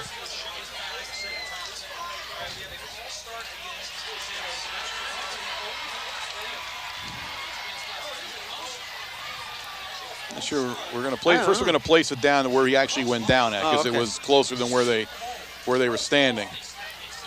They declined the penalty. There is only one penalty on the play. They declined it because of the big loss. And now it's going to be 3rd down, and oh my goodness. Half a mile? How much is a half a mile exactly? It's going to be 3rd down and too long to think about, to tell you the truth, as we have once again self-destructed down deep in Tiger territory. And there you have it. It's 3rd down, ladies and gentlemen, 35 for the 1st down, as Big Red has run amiss a little bit here on offense, as Shinsky now will drop back into pass formation and hand it to Veach right up the middle on a safe play, as Veach brings it back up to the Mount Carmel area, 48-yard line, where it'll be 4th down, and Shinsky will go back in punt formation. Not again our prettiest offensive series there. We had one ugly one in the first half, and now we have one here in the second half with 2 minutes and 18 seconds left in the third quarter. And this is a very fast third quarter. Oh, yes, it is. It's amazing. 1 or 2 penalties stopped the clock here, but that was about it. Nice high kick. Not very long, but high, and it's going to bounce out of bounds down along the sidelines right at the Southern Columbia 32-yard line, where it'll be 1st and 10 for the Tigers in good field position at their 32. Well, again, the defense has to step up again, to put some pressure on Southern. They've done an excellent job up to this point. I saw Josh on that long pass play down here to the right when Dave was tackled. He came off. I think he has some leg cramps down there, but he's back in on defense. Walking kind of tenderly there, but he is back in there as Caskey brings him up. Caskey dropped the ball, and it's live. Cuff has fallen on it. It went right through Caskey's legs as he turned. Cuff recovers the ball, and just like that, Mount Carmel area sets itself back up on offense down at the Southern Columbia area 25-yard line. I think the Tornadoes really have to sort of Here's the replay. You saw it quickly, Wayne, in the replay where the ball just squirted through. But you're right. The point is we need to do something now. What they have to do is they have to settle down, concentrate on the snap. No more penalties for the rest of the game. They're getting too many opportunities that they're letting go. This time we give it to Veach around the end. Veach continues to keep churning yardage out there. Again, number 79 and 79, Nick Fisher and John Veach are going to get to know each other very well before this game is over, as Fisher has made the last 3 or 4 tackles on John, but not before he's picked up, again, 5 yards. Each time he touches it, it's about 5 yards. So, and again, they're getting down to that area where we can sort of, get into the playbook a little bit more. Minute 26 remaining here in the third quarter. 2nd down and 5. Ashinsky brings him up, and he's got that big house backfield. He's going to tell Veach to run behind it. Veach is going to squirt there for a little bit, and he's going to pick up about 3 yards on the play. He's going to be close to the first down. Number 71 and number 70, both in the 71 Schaffler for the You see John's Tigers. Instincts first was to look to the outside, and he was trying to kick to the outside that time and get over that hash mark. But the defensive end over there for Southern, I have to give him some credit. Conahan had kicked him back to the inside, and John tried to cut across the grain and almost did it, almost broke it. 3rd down and 2, and the Red Tornadoes, I know, are gonna be close to this clock. It's 3rd and 2. They've got to call timeout. They do not have the time. They do not have the time to call this play. No. Every single person in the stands over here was calling timeout. They knew they had let it go way too long. Yeah. Coach Verano and Coach Painter were up here, and they were screaming. One of them fell out of the booth. Yeah, they were screaming into the headsets that, to call timeout. They knew exactly what was going on. A little shaky here getting the ball off, and that's something I'm sure Coach Brennan's going to talk about next week before a big game coming up. But we have not been our sharp selves here offensively as we're looking. It's going to bring up a 3rd down and 2. This is 2-down territory. We got 2 to make this 2. Obviously, we're not going to be punting down here. Time is getting precious now. There are 34 seconds left in the 3rd period. A touchdown here would be very difficult for the Tigers to overcome, as this has been such a tightly played ball game on both sides of the ball. So we'll see what transpires here. But the center snap fumble, really a killer for the Tigers here in the 3rd period. They were doing so well there and actually had some momentum. But let the ball squirt through, and whatever, you never know what happens on a center snap and how that kind of thing happens. But you get into this time of the evening, the ball gets wet, and like you said, it just went right through Caskey's legs, and he couldn't even turn around. Cuff was on that ball so quick. He was on a blitz to begin with. Well, we come out of this timeout. Coach Brennan had his say in that huddle as Shinsky brings him up. He's got the big house backfield there, and he gives it to Veach, and Veach is going to run and get the first down. He's going to pick the first down up as he goes over the 15 down to the 14-yard line, where it is now signaled 1st and 10 Red Tornadoes at the 14. Yeah, now you see, here comes Dave Brown's out, and we got Mansour back in a little bit. And it does lend to more of an open playbook when we get back in here. Dave goes in, and he's primarily in there between him and Ziegler, is blocking backs for Veach to pick up that 5 yards for the first down. Shinsky brings up. This is the last play of the 3rd period here, folks, as he pitches to Veach around the end. He's got Ziegler out there, and Veach is going to pound down and pick up his normal 5 yards. And that will bring the third quarter to an end, ladies and gentlemen, with the score of Mount Carmel area Red Tornadoes 13 and the Tigers of Southern Columbia area 6, as we will change the exact opposite end of the field and trot all the way down there. But this is a crucial moment in the ball game for both squads, as Southern, as we said earlier, Southern cannot allow them a touchdown. You are, while we're in this quarter change, reminding you that you are listening to WKMC TV. We are broadcasting directly from the campus at Mount Carmel Area High School, and we are, of course, an instructional fixed television service. You catch us every Wednesday night during the football season on Channel 13, courtesy of the Service Electric Cable System, and we're on at 8 p.m. And remember, Mount Carmel Area is live in the morning. You want to catch everybody in the morning and see them about 7 a.m. or so when they go on and give you the news of all 7:30, I'm sorry. See, that's what happens when you can hear me there now. 7:30 a.m. and catch all the news of the day at Mount Carmel area and catch up on what sporting events are transpiring and also what kind of academic events are out there that you might want to catch. It also give me a chance real quick to run down the people who make this whole thing possible. On the main camera tonight is Amy Hampton. The field cameras are Josh Yeager, Joe McGinley, and Krista Petruskevich. Cable grips are Paul Walters and Jesse McPhee. Still photography is David Elson, Tara Goodlunas, and master control is my main man, JoJo Gushin. And of course, Dave McPhee, who bungee cords this whole thing together every Friday night. So we trot out there with the 1st and 10 on the... No, second and 4. 2nd and 4, and the ball is on the, I'm sorry, no. Ball's on the 2nd 8. and 4, the ball's on the 8. See, you changed the field, you confused me. This time we hand it to Ziegler right up the middle. Oh, and Ziegler's touchdown. In for the touchdown. Oh, come on, guy, he had it. He reached out for that one. Ziegler almost had that. They're gonna stop him at the 1-inch line, ladies and gentlemen, but I saw his hand go over there. But definitely. They'll say his knee went down, but you can't be any closer to the goal line as he was. Hey, what a call, though. You know, it's Veach. Here comes the replay. You're gonna see a replay come up here real quick and see how close he was. And you can see where he ended up. I'm not sure how that wasn't a touchdown, but they make the call. But it is, ladies and gentlemen, 1st and inches. And Mount Carmel area has stung itself with another penalty. Yeah, down on the 1-foot line. Oh, good gracious. That's one thing that you don't want to do. But let's go back to that play again. You know, all the third period, it was all John Veach all over the place. We did try one time to get Brown up, but we did have that penalty there. And now, what a great play. We put John Veach in motion, looking like it's a pitch, and we give it to Ziegler off tackle or off guard to the left-hand side. Excellent call and great running and blocking by the line and great running by Ziegler. Now that non-touchdown call comes in the big play as we took a 5-yard penalty all the way back to the 5. Veach is going to cut back, but he's going to be stopped by number 71. Actually put the first hit on him, and that's Mike Schaffler.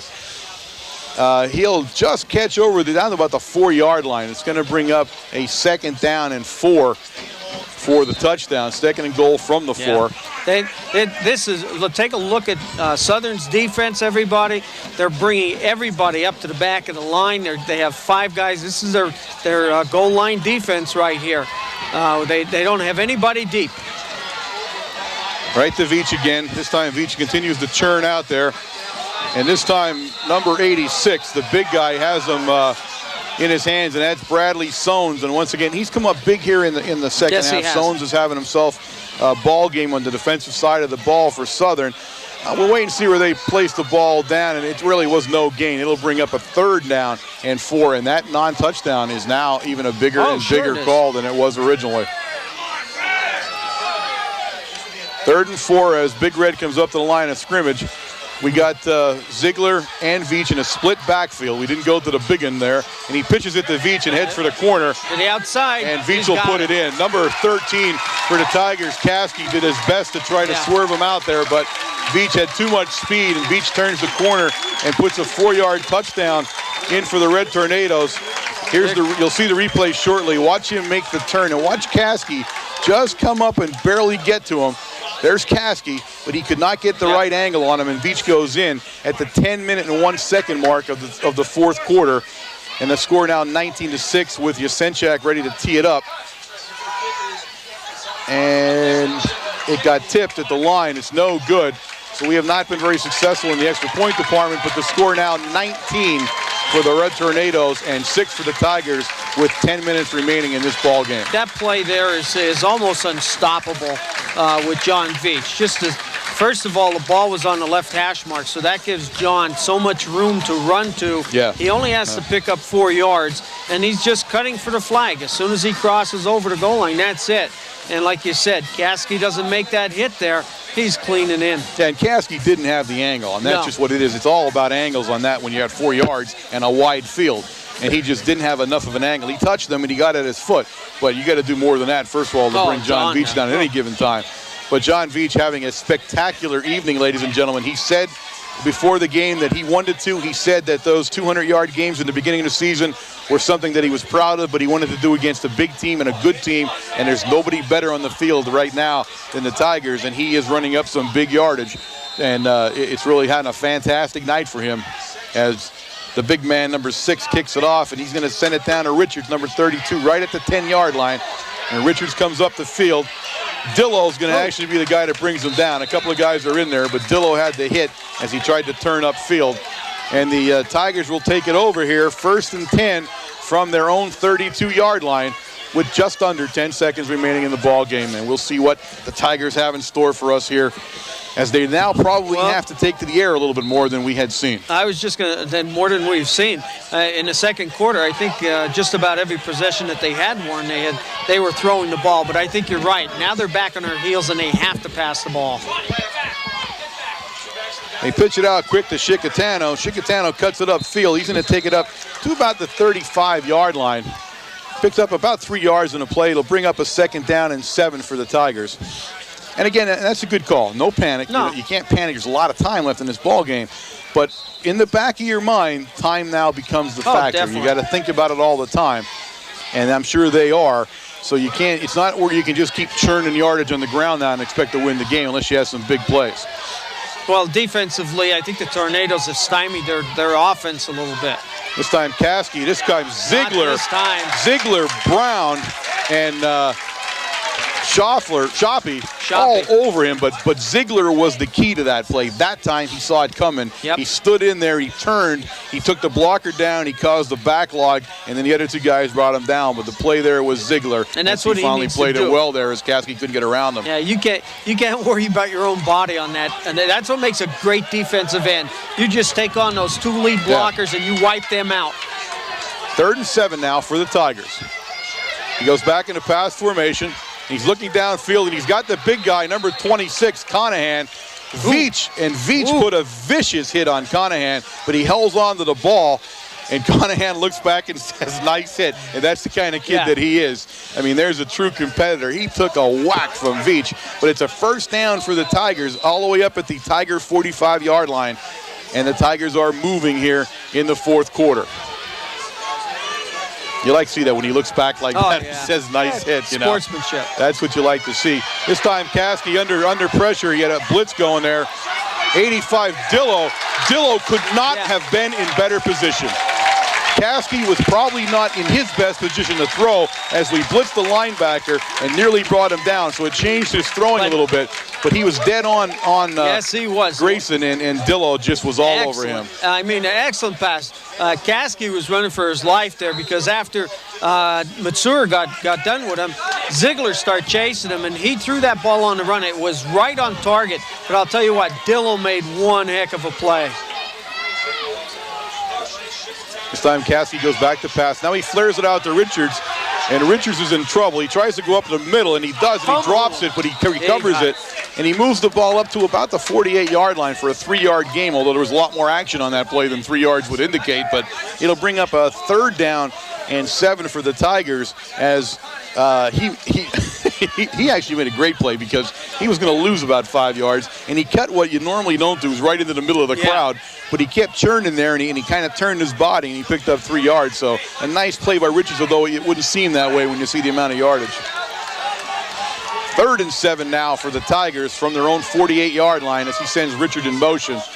And he's back to pass again. He's going to be looking for the big guy down there. And Veach, oh my goodness, what a defensive play by John Veach. Veach read that all the way.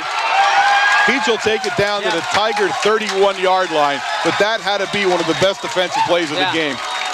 Watch the replay on this one. Veach sits back until the very last minute on this play, and he steps right in front to make the reception.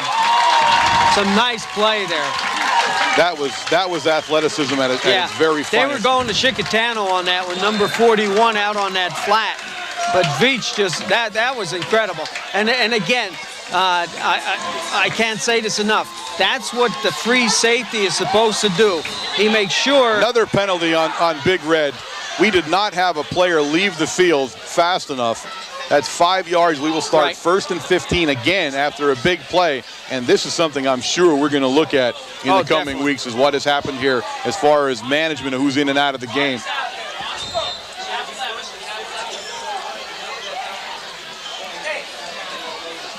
We're gonna send the guy into the lineup quickly. Dallas is going in. One takes two. Is coming out.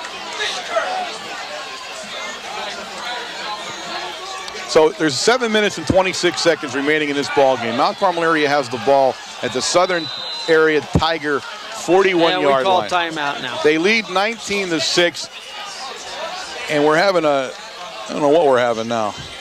Is that a timeout just from us there, or? It's a timeout. Dave called a timeout. I don't know if we're having an equipment problem over there or what the problem is. Down. We're very close to the first. Now let me see where they set it down first. He's about a foot away. Let's see. Let me see where they put it, because I thought they were putting it down a lot further down. Oh yeah, he's either going to have it or be very close to it, as they're going to have to. There, it's the first down. Yeah. I thought he was close there. What they did was they moved the chains before the referees even got over there to see what was going on. So they had to bring the chains back and put it back on the line. I guess they had it marked at the 45-yard line. Well, first and 10 for the Panthers down at the Mount Carmel area 39-yard line as Canzoneri drops back to pass. A lot of time. And he fires it down. And Medalis just barely missed an interception as he breaks the pass up, as Canzoneri was going for the whole 9 yards that time, Wayne. Shinsky's back in the huddle now as Mount Carmel breaks the huddle with a first and 15.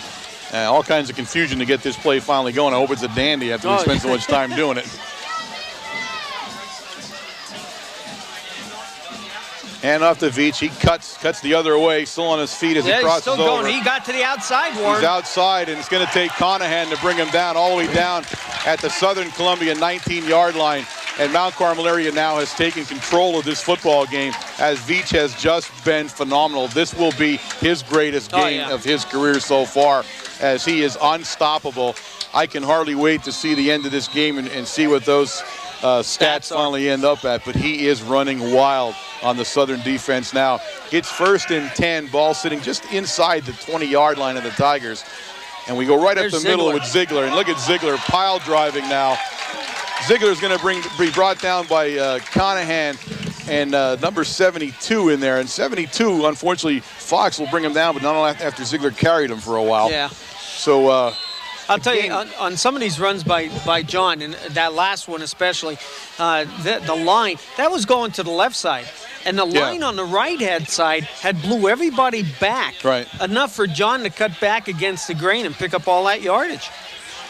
So pick up a 4 by Ziegler. It's second and 6, and Shinsky missed the hand. Go down, Dave. That's what you got to do. Completely blown play that time by the Red Tornadoes as Shinsky turned, or Veach turned. I don't know which one of them turned the wrong way, but you can see he was in trouble from the start.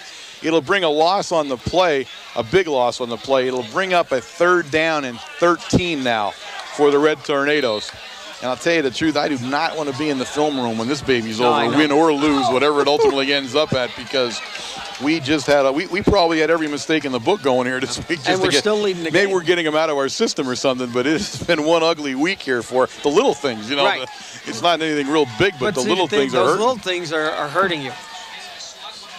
Lashinsky brings him up, and this time he hands it to Veach deep in the backfield, and Veach will take it back over the 20 and return it down to about the 19-yard line.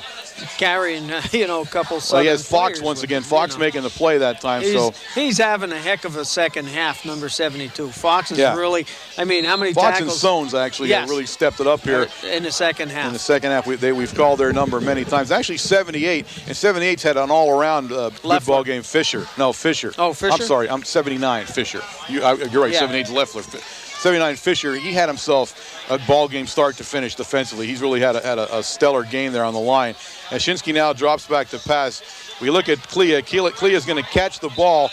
Where it is, I can't tell because it's way on the other side. We'll wait to see where the referee stops walking, and he's going to stop at the... It's their ball. They take over. On it was a 4th down. He stops around the 10.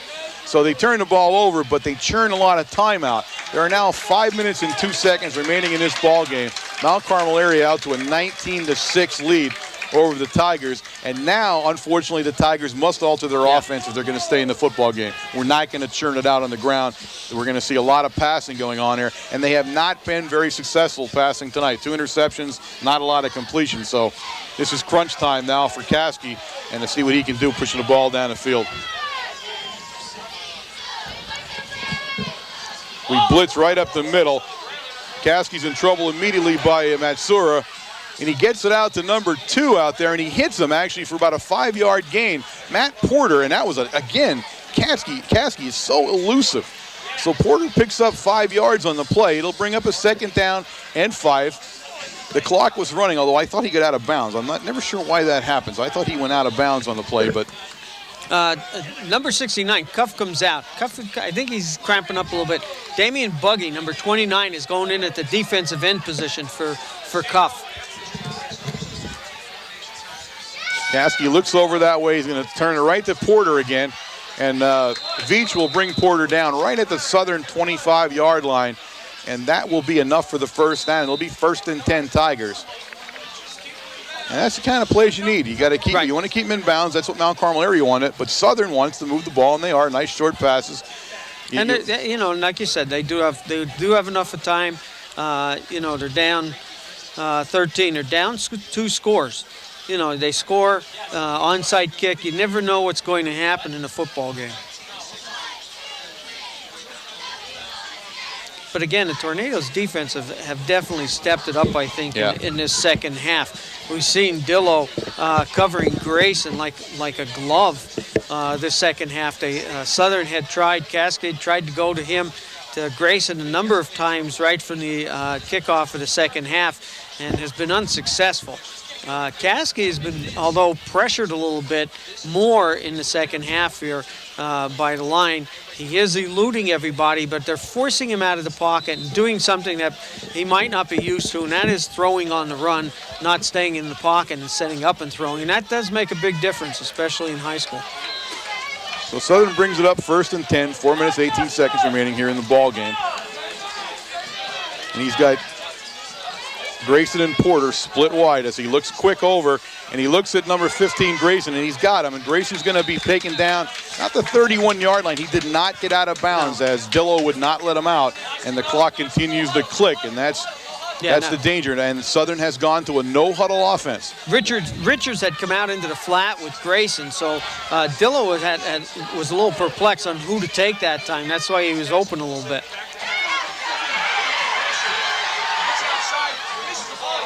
Look at this. He got Richards, and Richards is going to take it in, and that is an absolutely Caskey again. Caskey makes the play that time. Ziegler was all over him.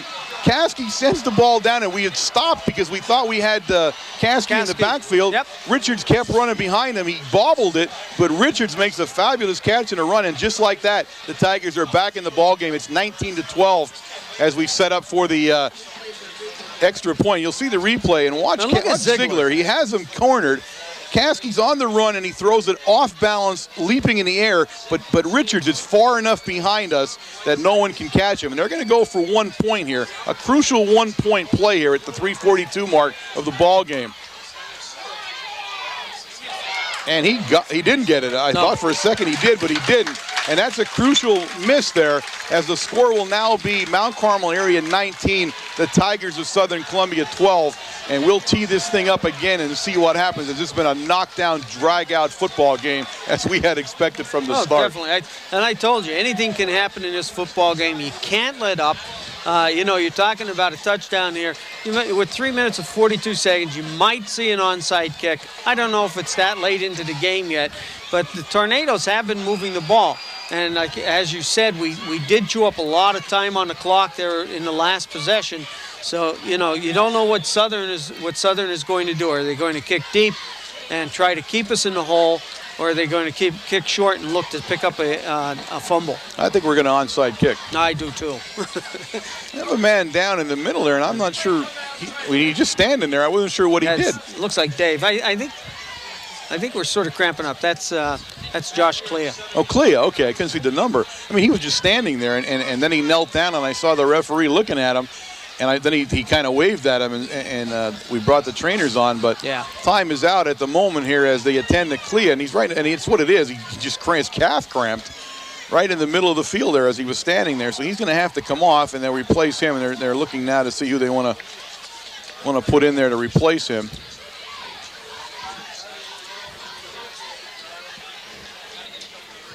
Is it Dara now is Dara the guy in for him? I don't know.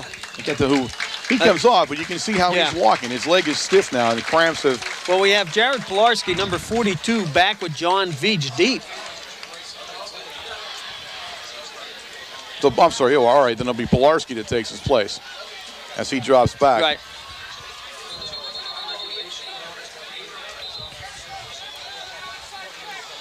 Pilarski, a junior.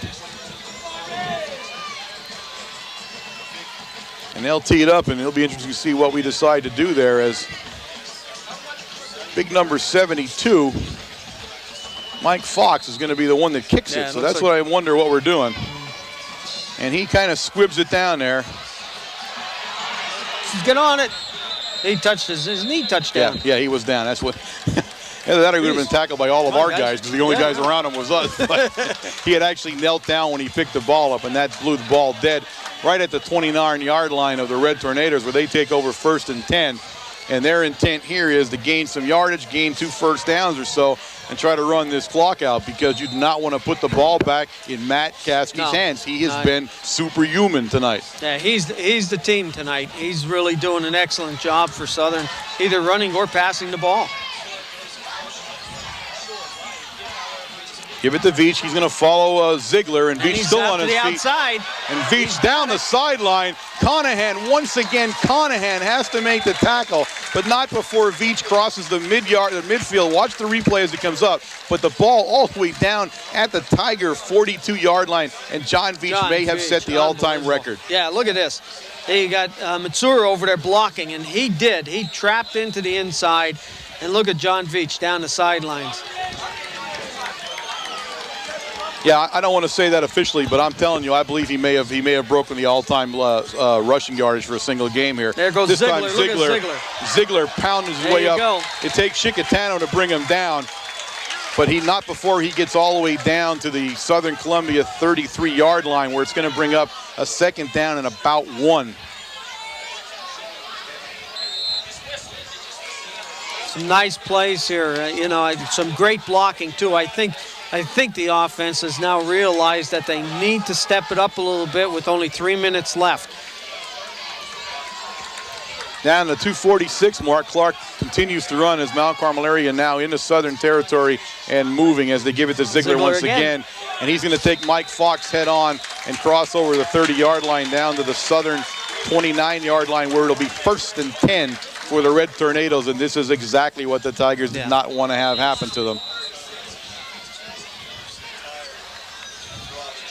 Yeah, some good blocking there on the left side of that Tornado line with Shoppy over there and Cuff, number 69, just to pick up enough room for Ziegler. He's watching the clock. Give it to Veach. Veach will follow Ziegler. Now he's outside. And this time, number 34, Jason Brobst, gets an angle and brings him down. He's going to drop a couple of yards there as he goes back down on our side of the 30-yard line at the 31. It'll bring up a 2nd down and about 11 as he lost about a yard on the play. Yeah, Nate Richards. That gave Richards enough time to come up from his corner position to also make the stop.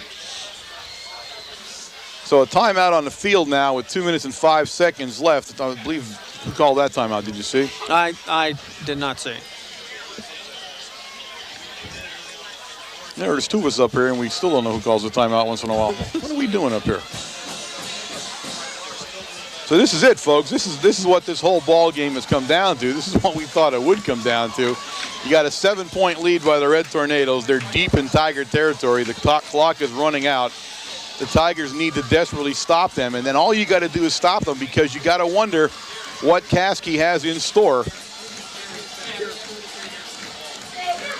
Okay, the truck just told me that it was a Southern timeout, so I'm not sure how many they have left here in the second half, but they are precious now, as they need to not only stop us, but then move down very quickly from where they are. So we'll see what's in store as a 2nd down and 11 for the Red Tornadoes as Shinsky brings them up.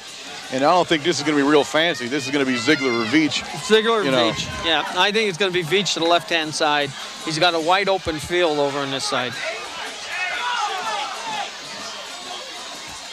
He does, and Veach is going to be brought down instantly. Fumble, and it's a fumble. Southern has recovered. They have recovered the football. You're right. On the 33, about the 33-yard line. Watch the replay here. We'll see what happened, because he was in the scrum there trying to figure. Hey, he just got stripped of the ball. I didn't see who did it, unfortunately, but Mount Carmel has turned the ball over. That's the worst case scenario for them. Minute 59 in the ball game, and Mr. Caskey now has some time to play. Immediately drops back to pass. He looks for Porter over here, and he's got him. Porter's heading for the sideline, but he didn't get there. He picks up about 5 yards on the play, but they're going to no huddle because they're running out of time. The thing of it is, he got it down 5 yards, and it sort of opens up your playbook a little bit. He's got to get him to the outside and kill the clock. Back to pass again. This time Ziegler draws a beat on him. He puts it up in the air, and and Clea nearly intercepts it. He was heading down there for 15, Grayson, and he made a nice pass, but he did throw it into double coverage, as both Veach and Clea had Grayson covered. I think he heard some footsteps behind him. Ziegler was ready to lower his shoulder on him that time, but Caskey did get the ball off. The incompletion stops the clock at a minute 30, as you can see the scoreboard there. 3rd down now and 6 for the Tigers. Now again, the key is nobody behind you.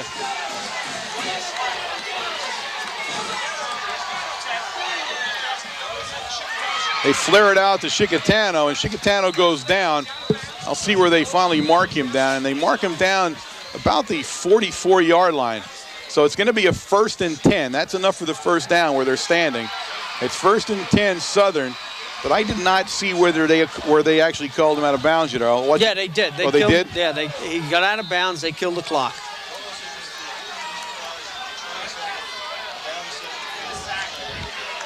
So this is it. I mean, everybody on the edge of their seat, everybody's watching this game. This is what it's all about. Yep. And we'll see if Mr. Caskey can pull one out of the hat that he's done all night here and do something with it.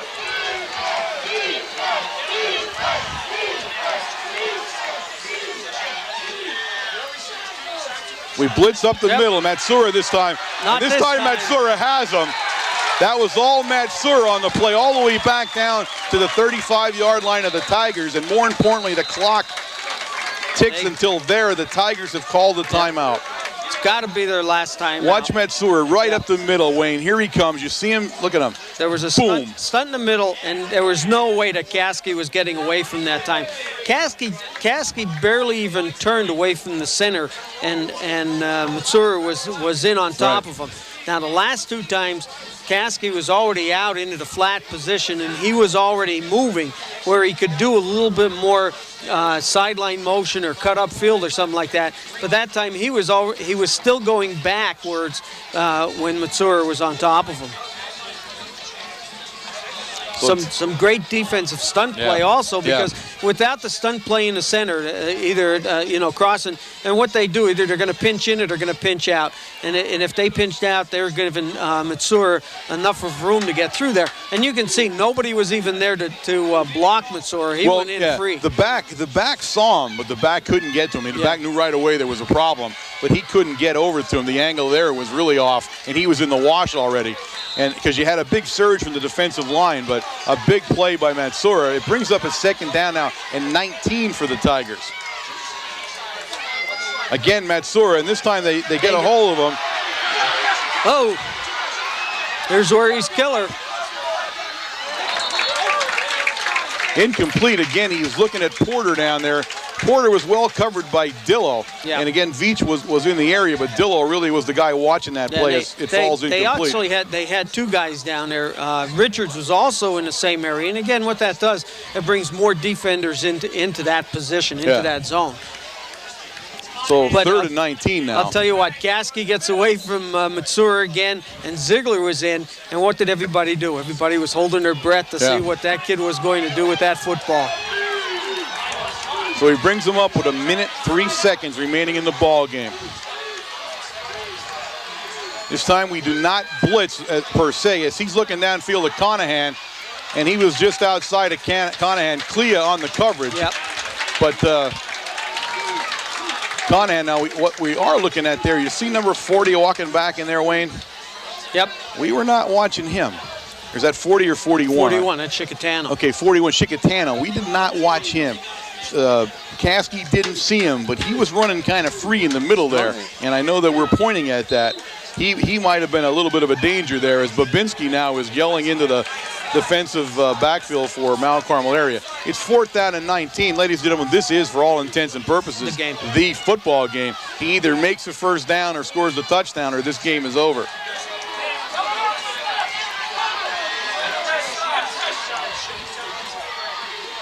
We blitz up the middle there. Caskey immediately in trouble and in the group.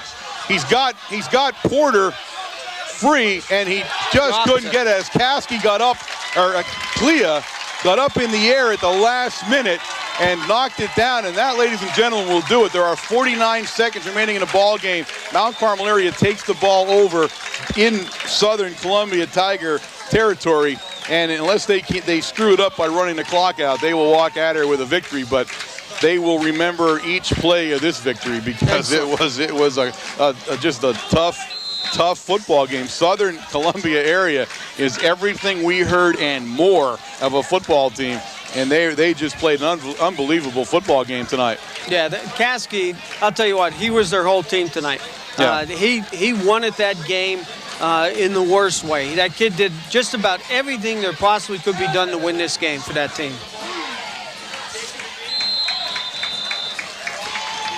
46 seconds and counting now. Southern Columbia cannot stop the clock. There'll be another play run. Shinsky will take another knee, and that will probably do it for us, as we will take our time and milk the entire clock here as we go.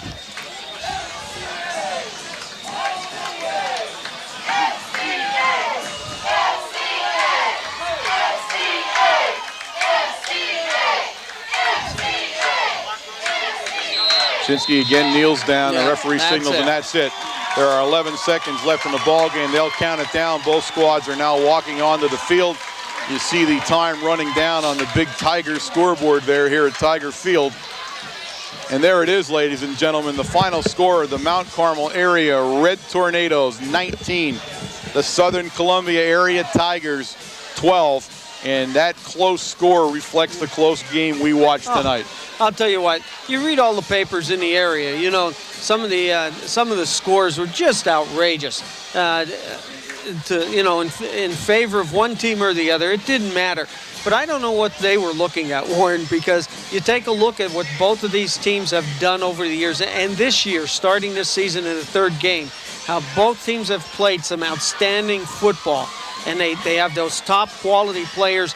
This proved on paper that it was a close one-touchdown game, either going to Southern or going to Mount Carmel. Yep. And we saw here something that Coach Brennan said last night, and I know we hear it said by other people, and I know you hear a coaches say and all, but you heard a guy say last night, you know, there's a lot of things going to happen out here. There's a lot of ways to win and lose the game. There's a lot of good players on the field. And he said, you know, they got some speed this year, and they got Caskey, and they got the big guy Conahan out there. All the things you got to stop. He said, but I'll tell you what, I'm going to bed tonight thinking, hey, you got to stop the best back in the state of Pennsylvania. That's right. And it was funny the way he said it, because he said, you know, you got a kid back there, he said, like John, that can do what he can do. And he said, you feel pretty comfortable putting the ball in his hands. You know, he said, if they're going to stop him, he said, then good. Then they walk off that field and say, we just stopped the best back in Pennsylvania, and we won the football game. He said, but if you don't, you don't win the football game, and that's exactly what happened. They were not able to stop John Veach. And again, I wish at this juncture we could tell you what his yardage is, but I firmly believe he may have broken the all-time record. We're waiting to see. You'll see that, of course, you said you know that already by now, but it's interesting to see if he did. If he did what he said he would do at the beginning of the year, that he certainly wanted to break that kind of yardage out in a big game against a quality football team. A couple things to say about Southern. That was one of the best played football games we've seen, and we've seen a great many of them with Southern. Other than the first one that was kind of a lopsided game, they have played extremely well. They are the #1 ranked team in single A in the state of Pennsylvania. I guarantee you when that ranking comes out on Monday, they are still the #1 ranked team in the state of Pennsylvania. They played as good as you can play and not win a football game. One thing I will say to them, and we say this every year when we play these guys, because there it is. It's 265 yards in the game for John Veach, and that is the all-time Mount Carmel area single-game rushing record stored tonight at Tiger Field. And that, ladies and gentlemen, think about the names. Think about the other Veach. Think about the Dimnicks. Think about the great running backs at Mount Carmel area, the Zvariks. Think about what happened here. He has broken the all-time single-game rushing record against the #1 ranked team in the state of Pennsylvania in single A. So there it is. My hat's off. I will never be able to say enough good things about John Veach and the athlete that he is, although I'm going to continue to try for the rest of the season. Oh, sure. We will never be able to do that. But getting quickly back to Southern, when we look at them, they're kneeling across the field. Coach Roth has now the job to tell them that you played as well as you could. There's no shame. There's no nothing in this. You just did what you had to do, and you came up short. They will be in Hershey, Pennsylvania today. In December, in a very cold day, sometime in December this year, we will be watching TV and see the Southern Columbia Tigers playing for a championship in single A. That's a given. And after I saw them play today, no one is going to take that from them. We have come a mile and a half. There was some question in the media around here. Now, I'm not sure where that came from. I'm not sure what they all looked at. But obviously, when you looked at what people were saying, what the radio and some of the papers said, they all firmly believe that the Southern Columbia Tigers would win this football game. I do not quite understand that because Mount Carmel area, of course, not only with a tradition as they have, but #2 ranked in the state in AA themselves. So that's right. Nothing to sneeze at. Winning 2 big games, the best running back in the state, a quarterback that is as good as any we're going to see also. All year long. Although Caskey had to do more. Yes. I don't know if it was Shinsky didn't need to do more. When you get a guy going for 265 yards, you can kind of blend into the crowd. Caskey, on the other hand, had to do more. We bottled up Chickatana, we bottled up Richards like we needed to do, and we did. And we put it on his shoulders, and he nearly did it. But again, Caskey, what can you say? Those beautiful runs in the first half broke out. He scored the touchdown down there. And then, again, running for his life as he had in the second. In the second half, we put a lot of pressure on him. But you saw the ability, his athletic ability in that second half to do whatever was needed to break away from Mansour chasing him, from Ziegler chasing him down, and putting pinpoint passes, 25, 30 yards downfield, making the reception for that touchdown that I guess it was Richards had. But what can you say? He's just an outstanding athlete, a great team. Their offensive line did also what they had to do. They stepped it up a little bit, and I think Coach Roth was a little bit worried about the offensive line. All right, we look down. We have Jose, and I want to bring Jose on here real quick because I'm sure went on to talk about some of the stuff that happened here. Wayne relinquishes the headset a second there. Jose, good to have you with us. I understand that we have set a record tonight. Yeah, a couple of them actually. Real quick and unofficially. Right now, 39 carries, 265 yards. Breaks the single game mark for carries, which he's established last year with 37. More importantly, breaks the yardage record of 250 set by his brother Brett in 1996 versus Marian Catholic. Another thing that I believe happened tonight that got lost is that he had 3 consecutive 200-yard games now. Yes. First time since Gary Diminick against Shikellamy, Shamokin, and Valley View in 1969. Brett had a couple of 200-yard games back-to-back, but this is the first time for 3 in a row since Gary. An awesome performance. 2 interceptions too. What more can you say? Yeah, I mean, is there anything else you could do? I mean, it's just amazing. Wayne and I are up here, and we went through a lot of what we saw out there, and we said, you know, all the hype in the media and all the stuff that said that Southern was going to win, and certainly being picked with more guns than we have. We defensively, and we have not talked defensively much because we've been racking up such gigantic offensive yards. But I think tonight, defensively, we took a Shikatana and we took a Richards out of the football game. We left Caskey in it, and he was as dangerous and as talented as we could ever see it. Remind me, just like Straub. We compared him to Straub out of Line Mountain. I was just going to say the same thing. He was the best thing I've seen since Straub. We talk about numbers. They had 108 yards on the ground, 131 in the air, 11 for 24 with the 2 interceptions, which were huge, as it turns out. Yeah. The play that he had the 69-yard touchdown, I think, was broken. And I thought Ziegler was close to having him, and he just made a great play on it, threw across his body and a long pass downfield. And, hey, they're a good football team. Oh, yeah. They're going to go a long way. Wayne said we'll expect to see them on TV at Hershey. They're going there. I hope we're both Who's going to stop them? It's just, this is a big step for our guys and for Mike Brennan tonight. We played some teams that people question. Tonight it was a real football game against a real football team, and I think they showed a lot of character. Mike was not real happy. I think we had a lot of mental mistakes tonight. One of our sloppier games. One of our sloppier games. And it was so uncharacteristic for. We haven't done that this year, and I just think that Mike's going to adjust that. Well, we talked about having some conversations about that, and again, this was a big game too. These are some young kids here. There was pressure here, and that's what happens. Although some of our management of players in and out and all, I'm sure we'll discuss. Wayne is standing next to me. We don't have enough headsets, but we'll quickly look ahead as we got to close this thing out. But we win a gigantic football game here. You can stay on it. You can stay with me. We'll close it out with him over here. We saw a great football game. We did all the things we hoped we'd see. There's no better individual performances than you're going to see in a football field that we saw tonight. But for Mount Carmel area, unfortunately, they have to go down, and now the next game on the schedule is Shamokin Area Indians. New coach, Carm DeFrancesco out of Mount Carmel's coaching down there. They're going to come up to Coal Bucket at stake. It's at Mount Carmel, and that's good. We're going to have it at the Silver Bowl. But another pressure-packed, intense dogfight of a game facing us. The only thing I would say is that I saw no one injured. We had some cramps and stuff, but no one looks like they got injured, and that's probably the best thing to say about it. But our pressure cooker continues as we look down the line, Jose. You're right, Warren. This was only the beginning. This is the beginning of Murderers Row. We have Shamokin, then Allentown Central Catholic, then Marion Catholic. I mean, it's going to be and that's the thing that people don't understand about the Mount Carmel football program is that it's very tough to play from the top every week. People are out to get you every week. We're that game on their schedule. Mm-hmm. And we have to emotionally be ready every week, and that's very difficult. And people sometimes lose sight of that fact, but I think Mike Brennan will have them focused again next week. Yeah. That there's no need to us forgetting about Shamokin. We'll be ready. Carm will have his team ready. Oh, yeah. And it's going to be a great night at the Silver Bowl. All right, don't forget tomorrow night, Supper Club gang.